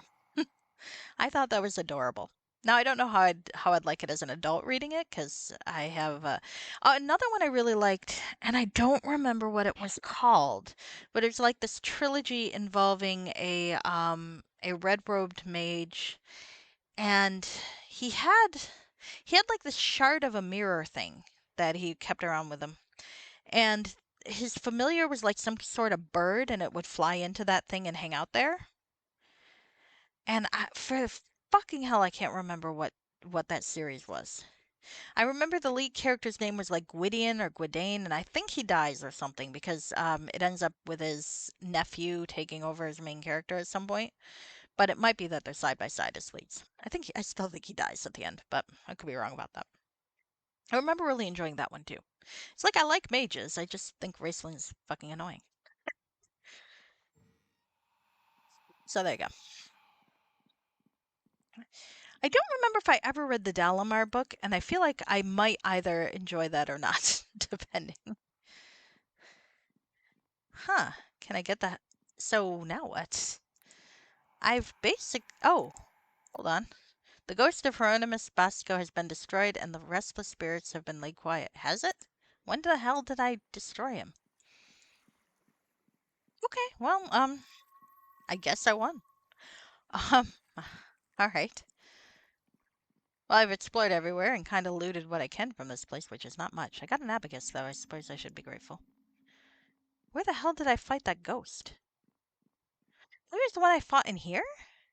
Or upstairs? I don't know. I'm confused. This was a little anticlimactic, I have to say. Yeah, I know. Fights the final battle by accident while chatting. I don't think it's the final battle of the module, because it's some connected vignettes. But maybe it is, because I don't know where I'm supposed to go from here. I hope it says. The George is usually pretty good about telling you when you've finished one of his modules. Um, so I'd imagine there'll be something here to tell me that. Um, I mean, I could always go find the pen and paper module, because I did actually get a chance to look at it and see how many adventures there are in it. I don't fucking know. I'm confused. This is not unheard of. Okay.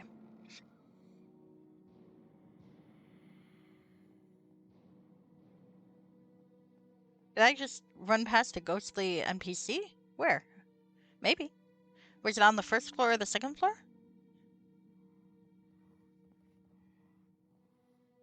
I don't remember where I was.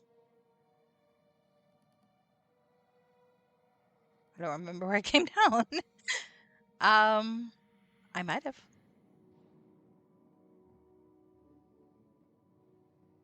There's a clock. Oh, the white wall level? Maybe. I think that was level 3. Let me get up to level 3 and we'll find out if I just passed one.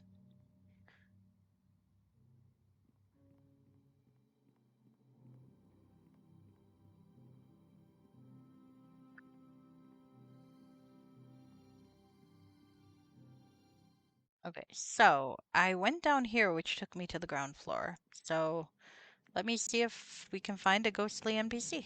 Possibly, actually. In this area, there were some ghosts that I saw do stuff, and then I promptly... There's a statue of Torm. Could that be it? That showed me the vision before of the ghosts, but... Is this what you meant? Oh, too bad. Well, I mean, it's a fair thing. Never hurts to check. Okay.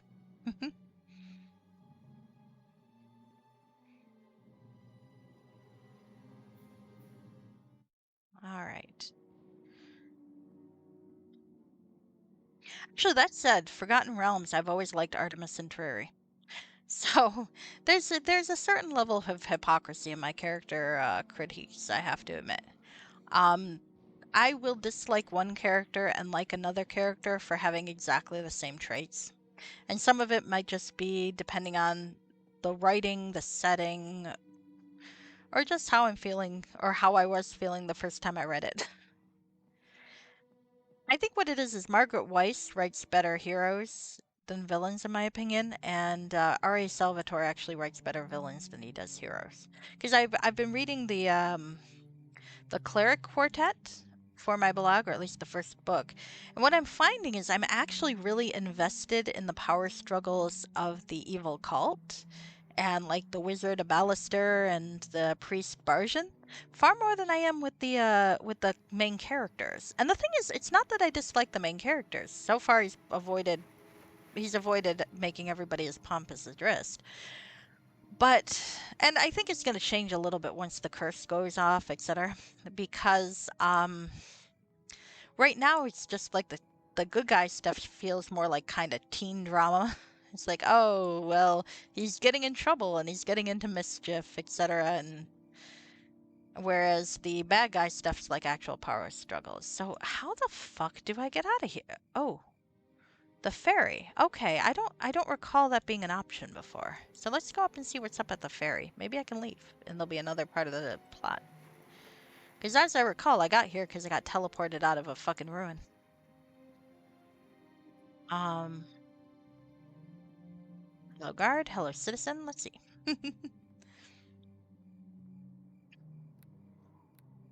Okay.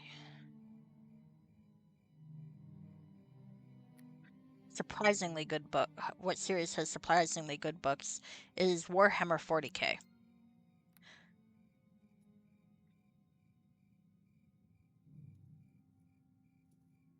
Between like Dan Abnett's Gaunt's Ghost or the Caiaphas Cain series, those are really readable.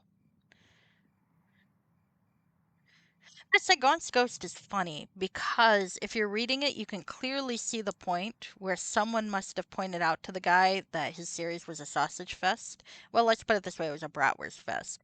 Because the original Tanith survivors that make up the main characters of book 1 and 2, it's very Celtic inspired, so they're all white, they're all male. And you're like, all right, it's very testosterone-y. And the very next book, and to be fair, the second book was like a collection of short stories. So it's like the first book that sets it up, the book of short stories. Then the next book, they go to this other world that's kind of, it's got a big city and it's more um, multicultural. So there's characters described as having like brown skin and kind of vaguely Indian, Arabic inspired names. I'm not saying that Indian and Arabic names are the same. I'm saying I saw names that looked kind of Indian inspired and other names that looked kind of Arabic inspired. The Cormac series, a self-published take on a mature paladin character. Cool, cool. I'll keep that in mind. I like a good self-published series. Though, I will say a lot of times reading self-published series, you do occasionally realize, like, what an editor does. You're like, because most self-published series I've read are amazing. And they're good. Like they've got these great ideas, and they tell stories sometimes that you wouldn't necessarily see traditionally published. Maybe there wouldn't be some interest, but a lot of times you're reading and just going, you know, if there was just a little bit of extra editing here or there, this would be fucking perfect. And there are a few series I think that about, and I am. I think sometimes I think I've got like an eye of like I dream about editing these books and just being like, let me make it good. I can make this beautiful for you. But I would never like actually tell them that. It's like I love them. It's just I do tend to go, oh, that's what it like an editor would trim this bit down or this bit doesn't need to be there, etc. Everything's always better with one more go through. And I think published novels are the same way, really. And one more go through would make it perfect.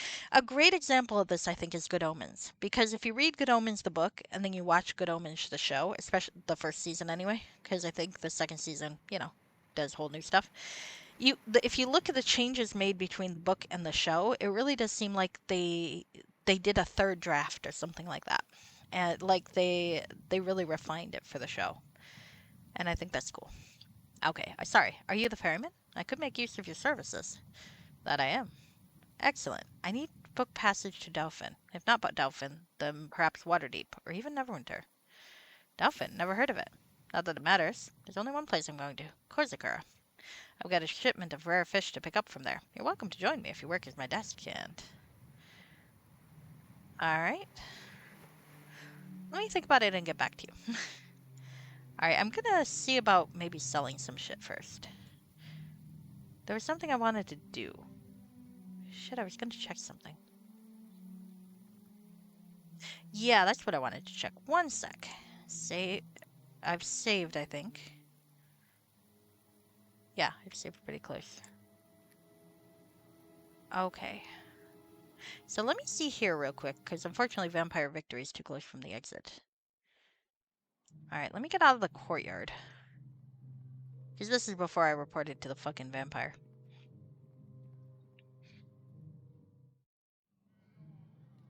Okay, there was definitely no fairy there before I went into the mansion.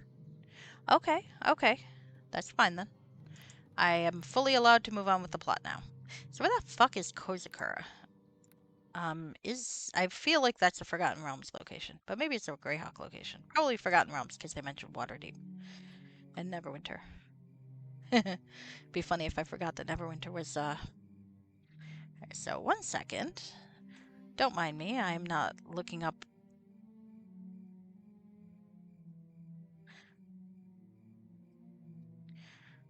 Hozakura is a character from an anime from the Other Side Picnic franchise. Okay. But it's also a place in the Forgotten Realms. It is in the Eastern Karatur. Okay, well now I have an idea of where the fuck I am. Glad to know.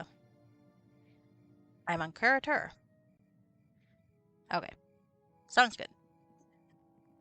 I like to know these things. Hi, yes. Alright.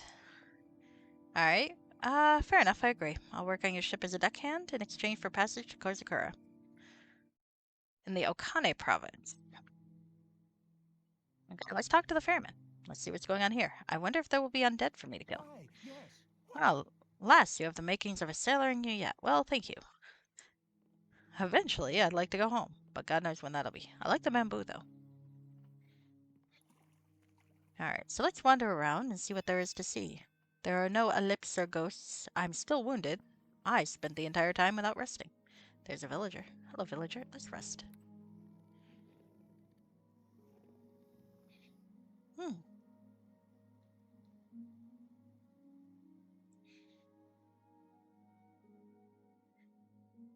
Alright.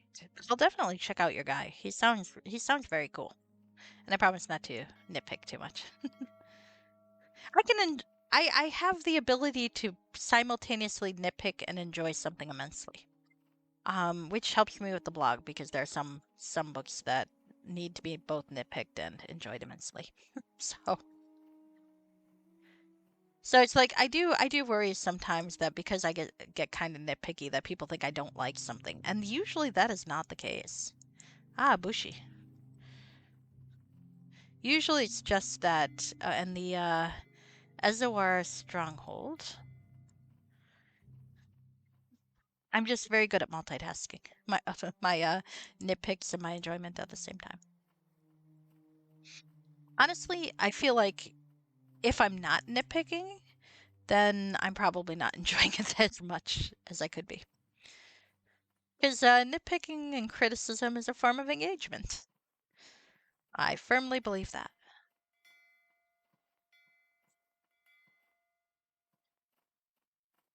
Like, if I'm expressing my opinion about something, it's usually because I feel like there's an opinion to be expressed.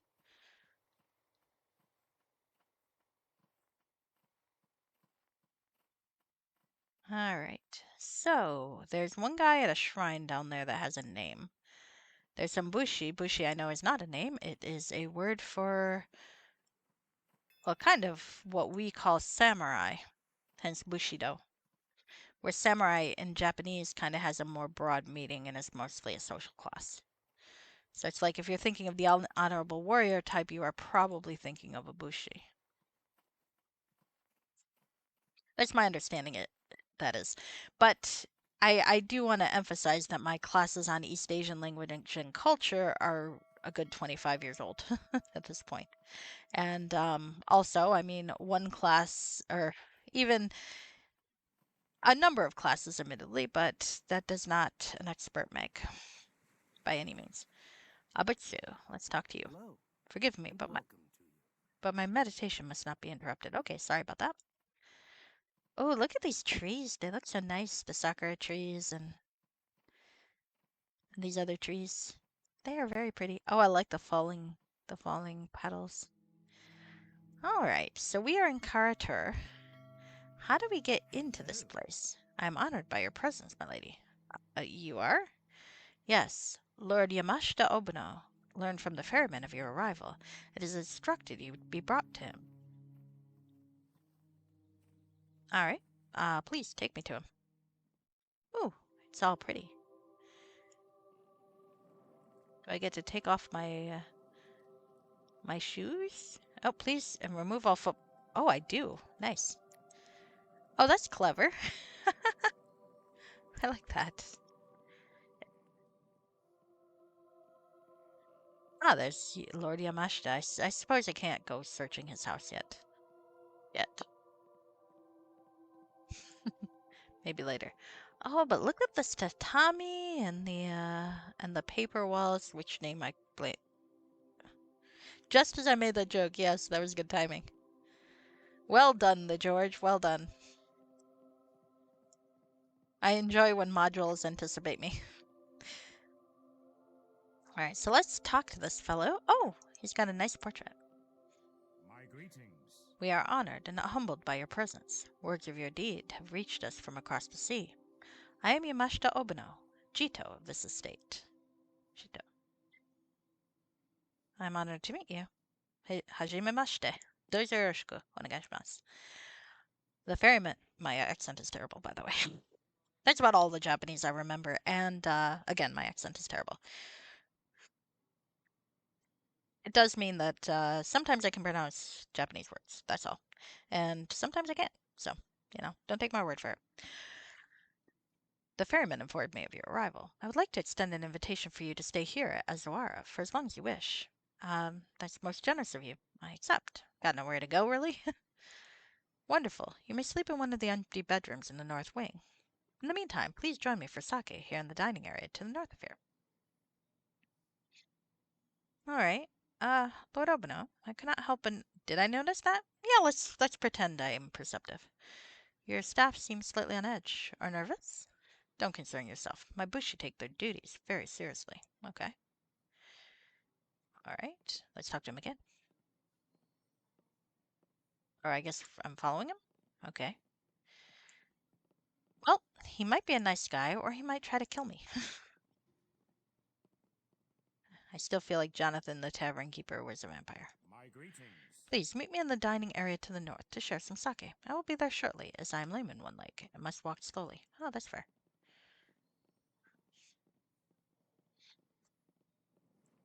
This is very nice. Very nicely decorated. Okay, so I'm assuming this is the dining area. Got time for a little bit more. I'm gonna have to call it a night not too long from now, but I want to see where this goes. Let's save, actually. Let's hard save here.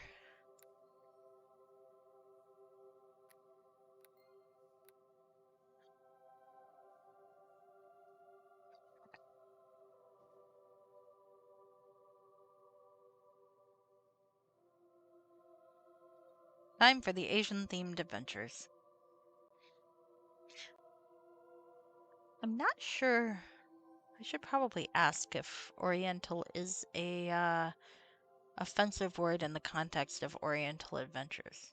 I know you don't refer to people with that term. Even I know that. I'm old, but I'm not that old. I think you're still allowed to call like a rug an Oriental rug, but I think it's better to call it an Asian rug. Okay, well anyway, I'm needlessly tangenting on a word that I probably shouldn't use anyway because I don't know how to use it without being offensive, and there's no real need for it. There are plenty of other ways to say that do not run the risk of rightfully offending somebody. I was just thinking out loud. I can probably look it up later. All right. Well, these tables look quite nice, and I like the cushions. No kojiki, but that might be a later period. All right, let's talk to him. My greetings. Please try the sake. Ah, Do I think this is going to be a trap? Might be. Let's drink the sake. Lord Obano takes a sip of the sake. Do you have any family living with you? Ah, yes, it's very kind of you to ask. My wife Suke and our infant daughter also live here. I believe they're in the North Wing. You believe they're in the North Wing? Oh, I mean, I guess maybe it's like hay in Japan where they would sleep separate. I believe they are in the North Wing. My 15-year-old cousin, Matsune, was fostered to my household to learn samurai training. Was? What happened to Matsune? In the last 2 weeks, my cousin, guard, cook, and steward have all been murdered. Oh, these deaths have me disturbed and worried because they all died without a mark on them. I would be very grateful for any assistance you could provide in this matter. Oh, that's why he's hosting me. Okay, fair enough, fair enough. Where did they die? Matsune was in the stables, the guard captain in his office, and the cook and steward were in the storage cellars. Have any clues been uncovered? In every case, there have been no clues about what happened or why. Anything you can do to help would be appreciated. So you have no suspects. Although the victims had no common enemy, I have several that would strike at those around me to get to me and my family. I suspect ninja from an enemy clan are involved. But the last death, that of the cook, took place in spite of increased security. Now I'm not so sure. Hi, what are you doing up there? Are you gonna jump to the back of my chair and scare the crap out of me again? I mean, you can if you want to. Silly thing. Okay, anyway. I see. If I discover anything, I'll let you know. Alright. Well, now I know why he wants me here. I guess it makes sense. I apparently have a reputation at this point. How? I don't know, because I've basically just been barreling one place to another, but we'll go with that. One sec.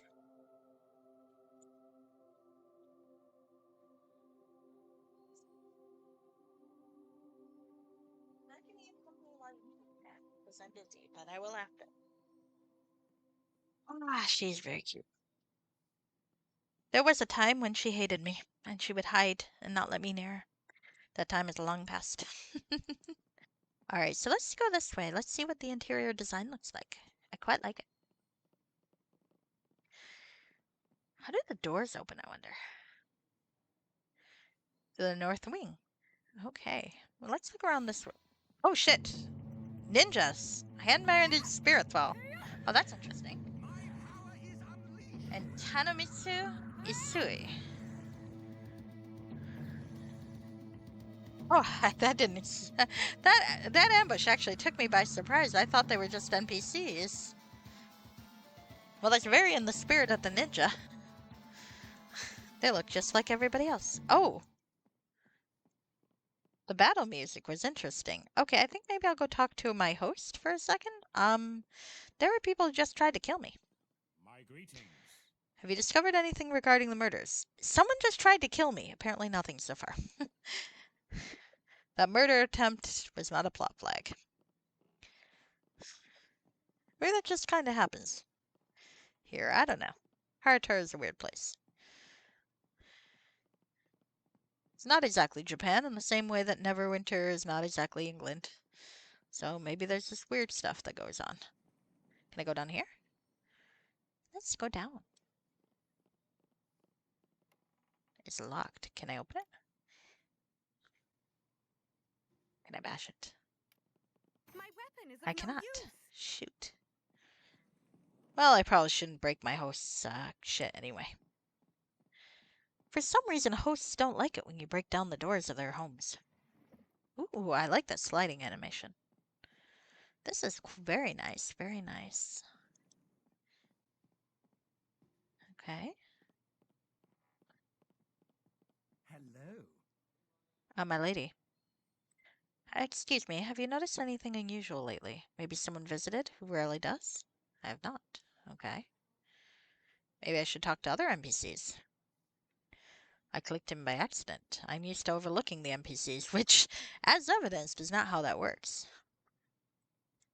As a bit of trivia, historically, ninjas did not generally wear the black costume that we associate with ninja. You know who does? The people who actually wear that costume are stagehands. The whole reason we've got this idea of ninja being clad in black and masked like that is because of how they would portray them in plays. The whole point of a ninja is that they're supposed to come out of nowhere and kill you. So what they would do is when it came time for a character in a play to be murdered by a ninja, they would have an actual stagehand come out and do the stabbing. The stagehands are dressed in black because you're not supposed to notice them when the play is going on. Um, those sorts of plays, unlike English plays, have like the curtain comes down, they move things around there. And in a lot of types of Japanese theater, I don't think it's all of them, but they don't really have a curtain. So you just have the stagehands in black, so your eyes move past them and you don't really acknowledge them. So that's the funny thing about that is that basically, and usually those of us who don't have the cultural background to understand that, they're dressed that way for a particular reason, just kind of assumes, oh, well, that's what ninja wear. It's like, no, no, ninja wear whatever people was around, but it was very shocking. It would be like having the curtain come alive and strangle somebody in a play. It's like it's both fourth wall breaking and startling. All right, so there's a handmaiden who's not trying to kill me. Let's talk to her. Babe, come on.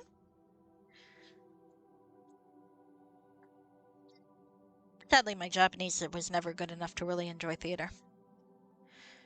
She giggles slightly, but says nothing. Okay, so I guess one of these beds are where I can sleep. He did say that an empty bed in the wing. I suppose what I would do is I would go get one of these folded things and frame it for privacy.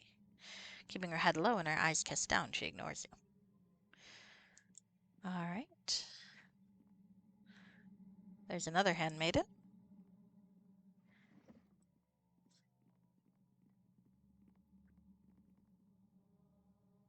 Also ignores me. Another handmaiden. And there's Lady Suke. Let's see what the good lady has to say. Hi. What are you up to? Welcome Oh yeah, you. I do have to clean that, sweetheart. I will. Goodness me. Lady Suke, I heard you were attacked. Are you all right? Yes, my husband comforted me, and I'm fine now. I do not wish to cause you further duress. I think they mean distress here. Hungry and out of food? Oh. But can you tell me what happened? Certainly, Isabella. Ninoye deserves that much at least. I was having dinner along with the other women here, when a wicked female spirit came before us, then cursed me and stepped toward me, hand outstretched. I scrambled back in a panic as it pursued me. My brave handmaiden Ninoye then stepped between the spirit and myself. It laughed when it slain Ninoye, then turned to me and said, I'll be back for you later. It left with the spirit of Ninoye. Oh, that's who attacked me. Where's Ninoye's body now? It's in the north wing, in the southern bedroom. Thank you. Welcome to you. Okay. I'm investigating. It's most generous of you. Have you seen anything unusual? If I had any clues, I would have informed my husband. Apologize. All right. So, I think maybe our next step will be to look for the body, because I was attacked by a ghostly handmaiden and some other person, so I feel like that's probably where that came from. Oh dear.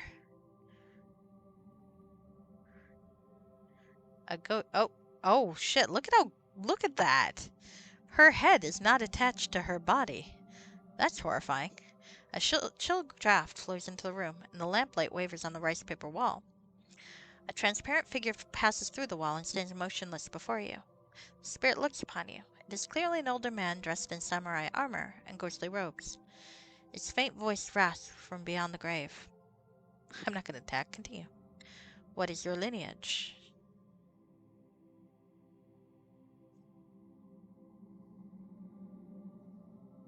I can lie and say Takenaka, Yamashita, Sato, Otomo, or I can be honest and say Reston. I'm a paladin, I'm gonna be honest. I'm going to say Rustin. The Yamashita murdered us in dishonor. We must have vengeance, burn down the stronghold tonight. The bloodshed must cease.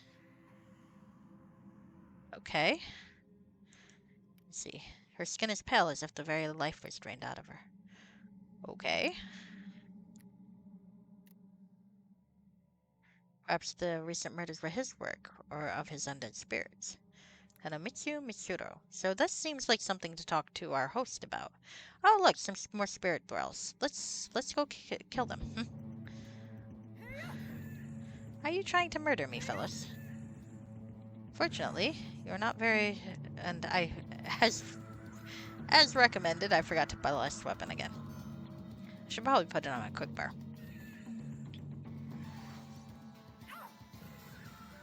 Okay, that battle music is fun.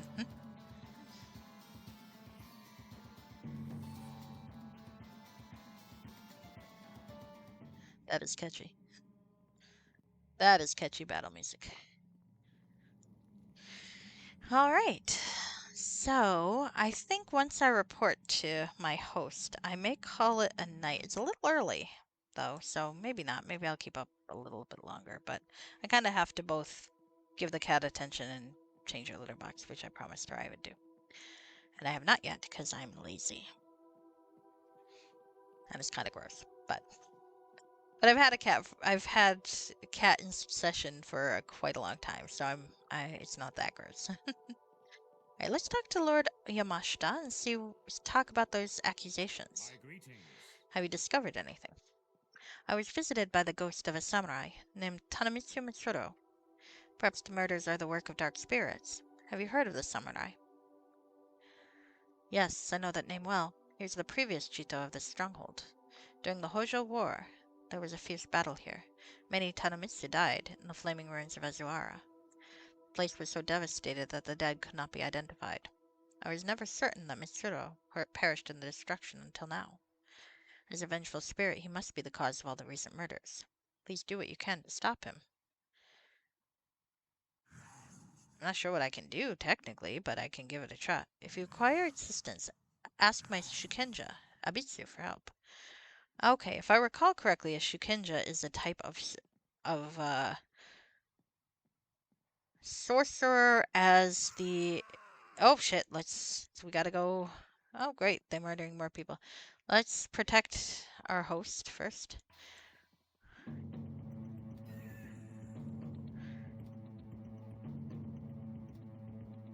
But in the supplements, the Asian-themed supplement, shall we say, Shukenja is like a sorcerer.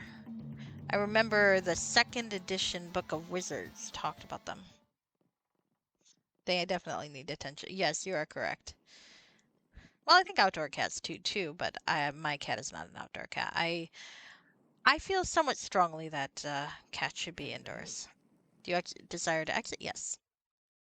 I mean, I know there are individual circumstances, and I'm not going to tell a specific person that what they do is wrong, but I am of the belief cats should be indoors. So, my kitty is indoors, and she needs attention. She's adorable. Hello, and Lord, welcome to you. Lord Obino has sent word that you require my assistance. If you desire, I shall join you. I would be honored, but what can you tell me about Tanemitsu Mitsuru? Only that he was the Chito of the Azawara state before the Hojo War. Can you tell me about the Hojo War? Hello, and I would be welcome. honored. Hey, cool, I've got a follower now. Now that I'm badass enough not to need one. Level 2 Cleric. Oh dear. Well, hopefully he doesn't die. This might end badly for him. But I do think I'm going to be calling it a night soon. Okay, let's talk to that guy. Oh, I did not intend to speak with you. Great, I like that that's an option. Have you seen anything unusual? No. Okay. Hello. Escort me back inside, please. Thank you. Alright. So, let me take my experience drain, and that's probably gonna die. Up this way with me. Hello. Oh, sorry. Okay, so we have an angry ghost trying to kill everybody. I mean, that makes sense. One does tend to do that. Let's talk to Lord Yamashita again. Okay. Alright. Yes, he'll be defeated. Okay, I guess we'll go back to the North Wing and see what there is to destroy. Alright.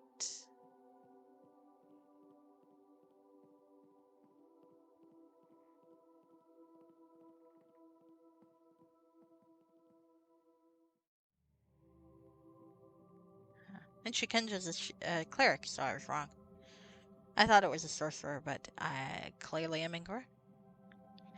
Alright, let's go find the poor dead girl again, and we can start there.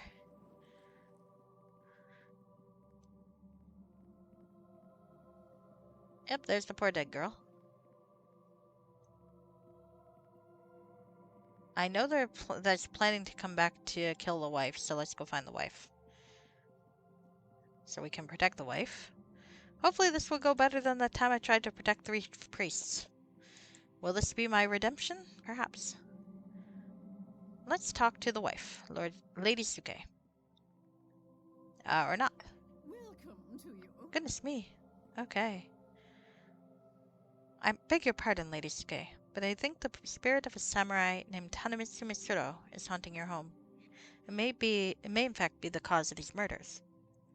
Goodness, if the anger of Tanemitsu Mitsuro lives on, then I fear many more will die. So you have heard of him. Please, this could be very important. Tell me everything you know about Tanemitsu Mitsuro. We say his name a lot. Oh, but there's context. I only know what my husband has told me of Tanemitsu Mitsuro. He was one of Hojo Todahiro's generals in the Hojo War. Oh, that's where the Hojo came from, clearly. At the Battle of Norinoshima, 9 years ago, Todahiro lost his claim to the shogunate. During the conflict, General Tanemitsu and his personal retainers were cut off from the battle by an ambush. Hard-pressed and unable to come to Todahiro's aid, Tanemitsu Mitsuro took his retainers and fled in boats to the mainland, closely pursued by the troops of Yamashita Ichiro. Tanemitsu retreated to his home in Okane province to defend his family there.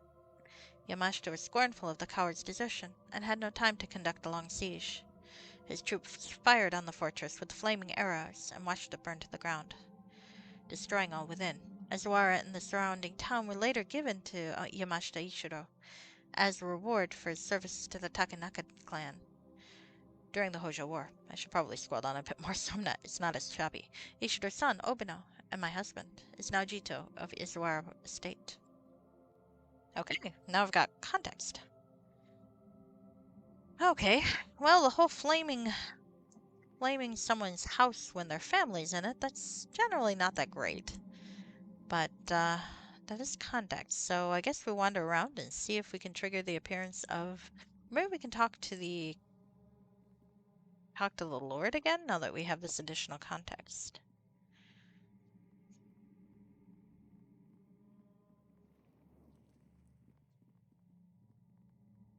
Okay.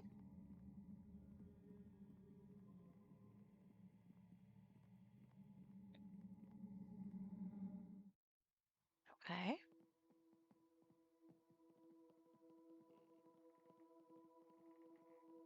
I'm intrigued by this mystery. Oh, there's remains. A stick. Let's take the stick. I'll sell it for 1 gold piece. Oh, chip, there's another thrall. Hello.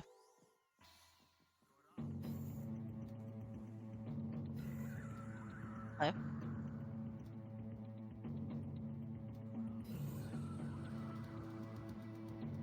I don't want to keep the battle going longer just for more of the battle music, which I quite like.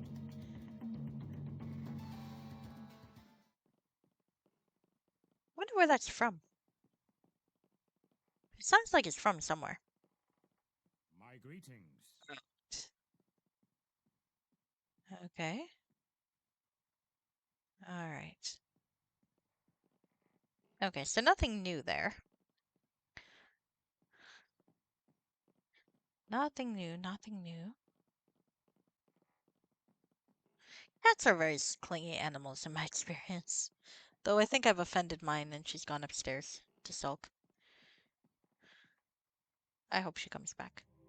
I'll bribe her later. Okay.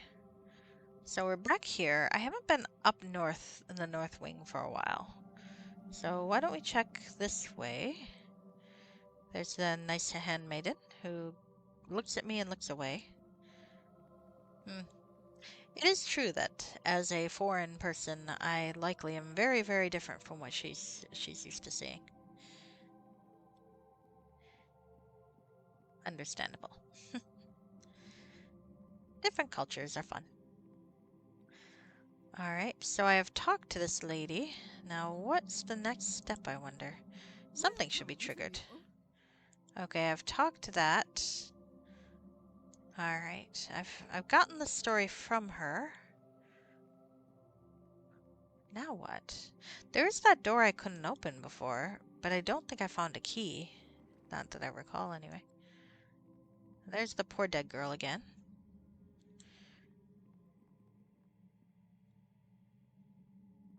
Is there a secret passage here or something?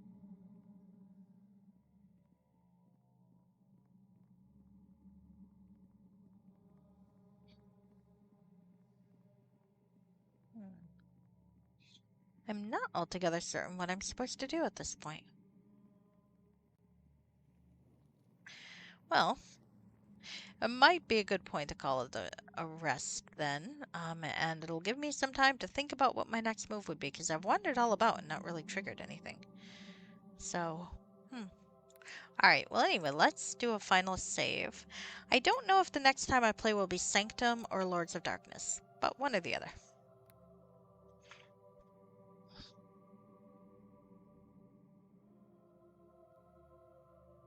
Okay. Zip.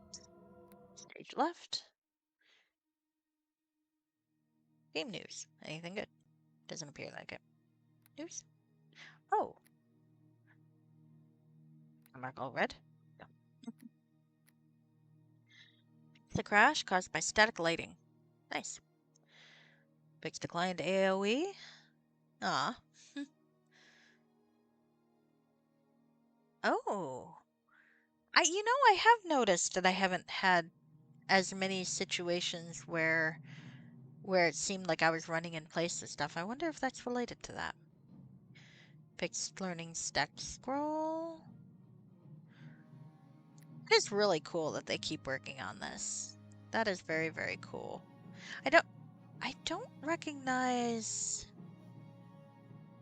Oh, Virus Man. I've seen some of his work. I don't really and I think I've seen some of Jess Bear's work. I don't recognize the other names. I should look them up. Oh, I could join the Discord. I'm not really a developer though. And I don't really have any good like constructive criticism. Oh, look at that. That's a lot. There's a big patch, I guess. That's 87 to 88. Would be. Alright, sorry. I got distracted. No, distract you? I would never be distracted. I don't even know what you're talking about. I wonder if there's anyone who's doing some sort of donation thing, because I have to donate money. I went to lunch somewhere because I had something I had to do out of the office, and someone came up and was like, I'll pay for that. And I'm like, what? Wait, what? He's like, oh, pay it forward. And I didn't really have the opportunity to pay it forward at the place. So now I'd like to, donate something somewhere and make sure my karma's good. All right, so who is on right now? Let's see. Faux Retro is playing Final Fantasy 14. Oh, Emmy's still playing Final Fantasy 16. It looks like that's Sleipnir, at least in the screenshot that's showing up on my raid channel thing. Snesterday is playing Tales of Symphonia. That's quite fun. Someone else is playing Tales of Destiny. Is that one like the first one in the Tales game, I wonder? Series? I don't know. Drugal is doing Kingdom Hearts. Easley is doing Final Fantasy speedrun. Okay, there's so many cool things going on. And Space Robot Arm is playing Echo the Dolphin. Um, hmm, I wonder.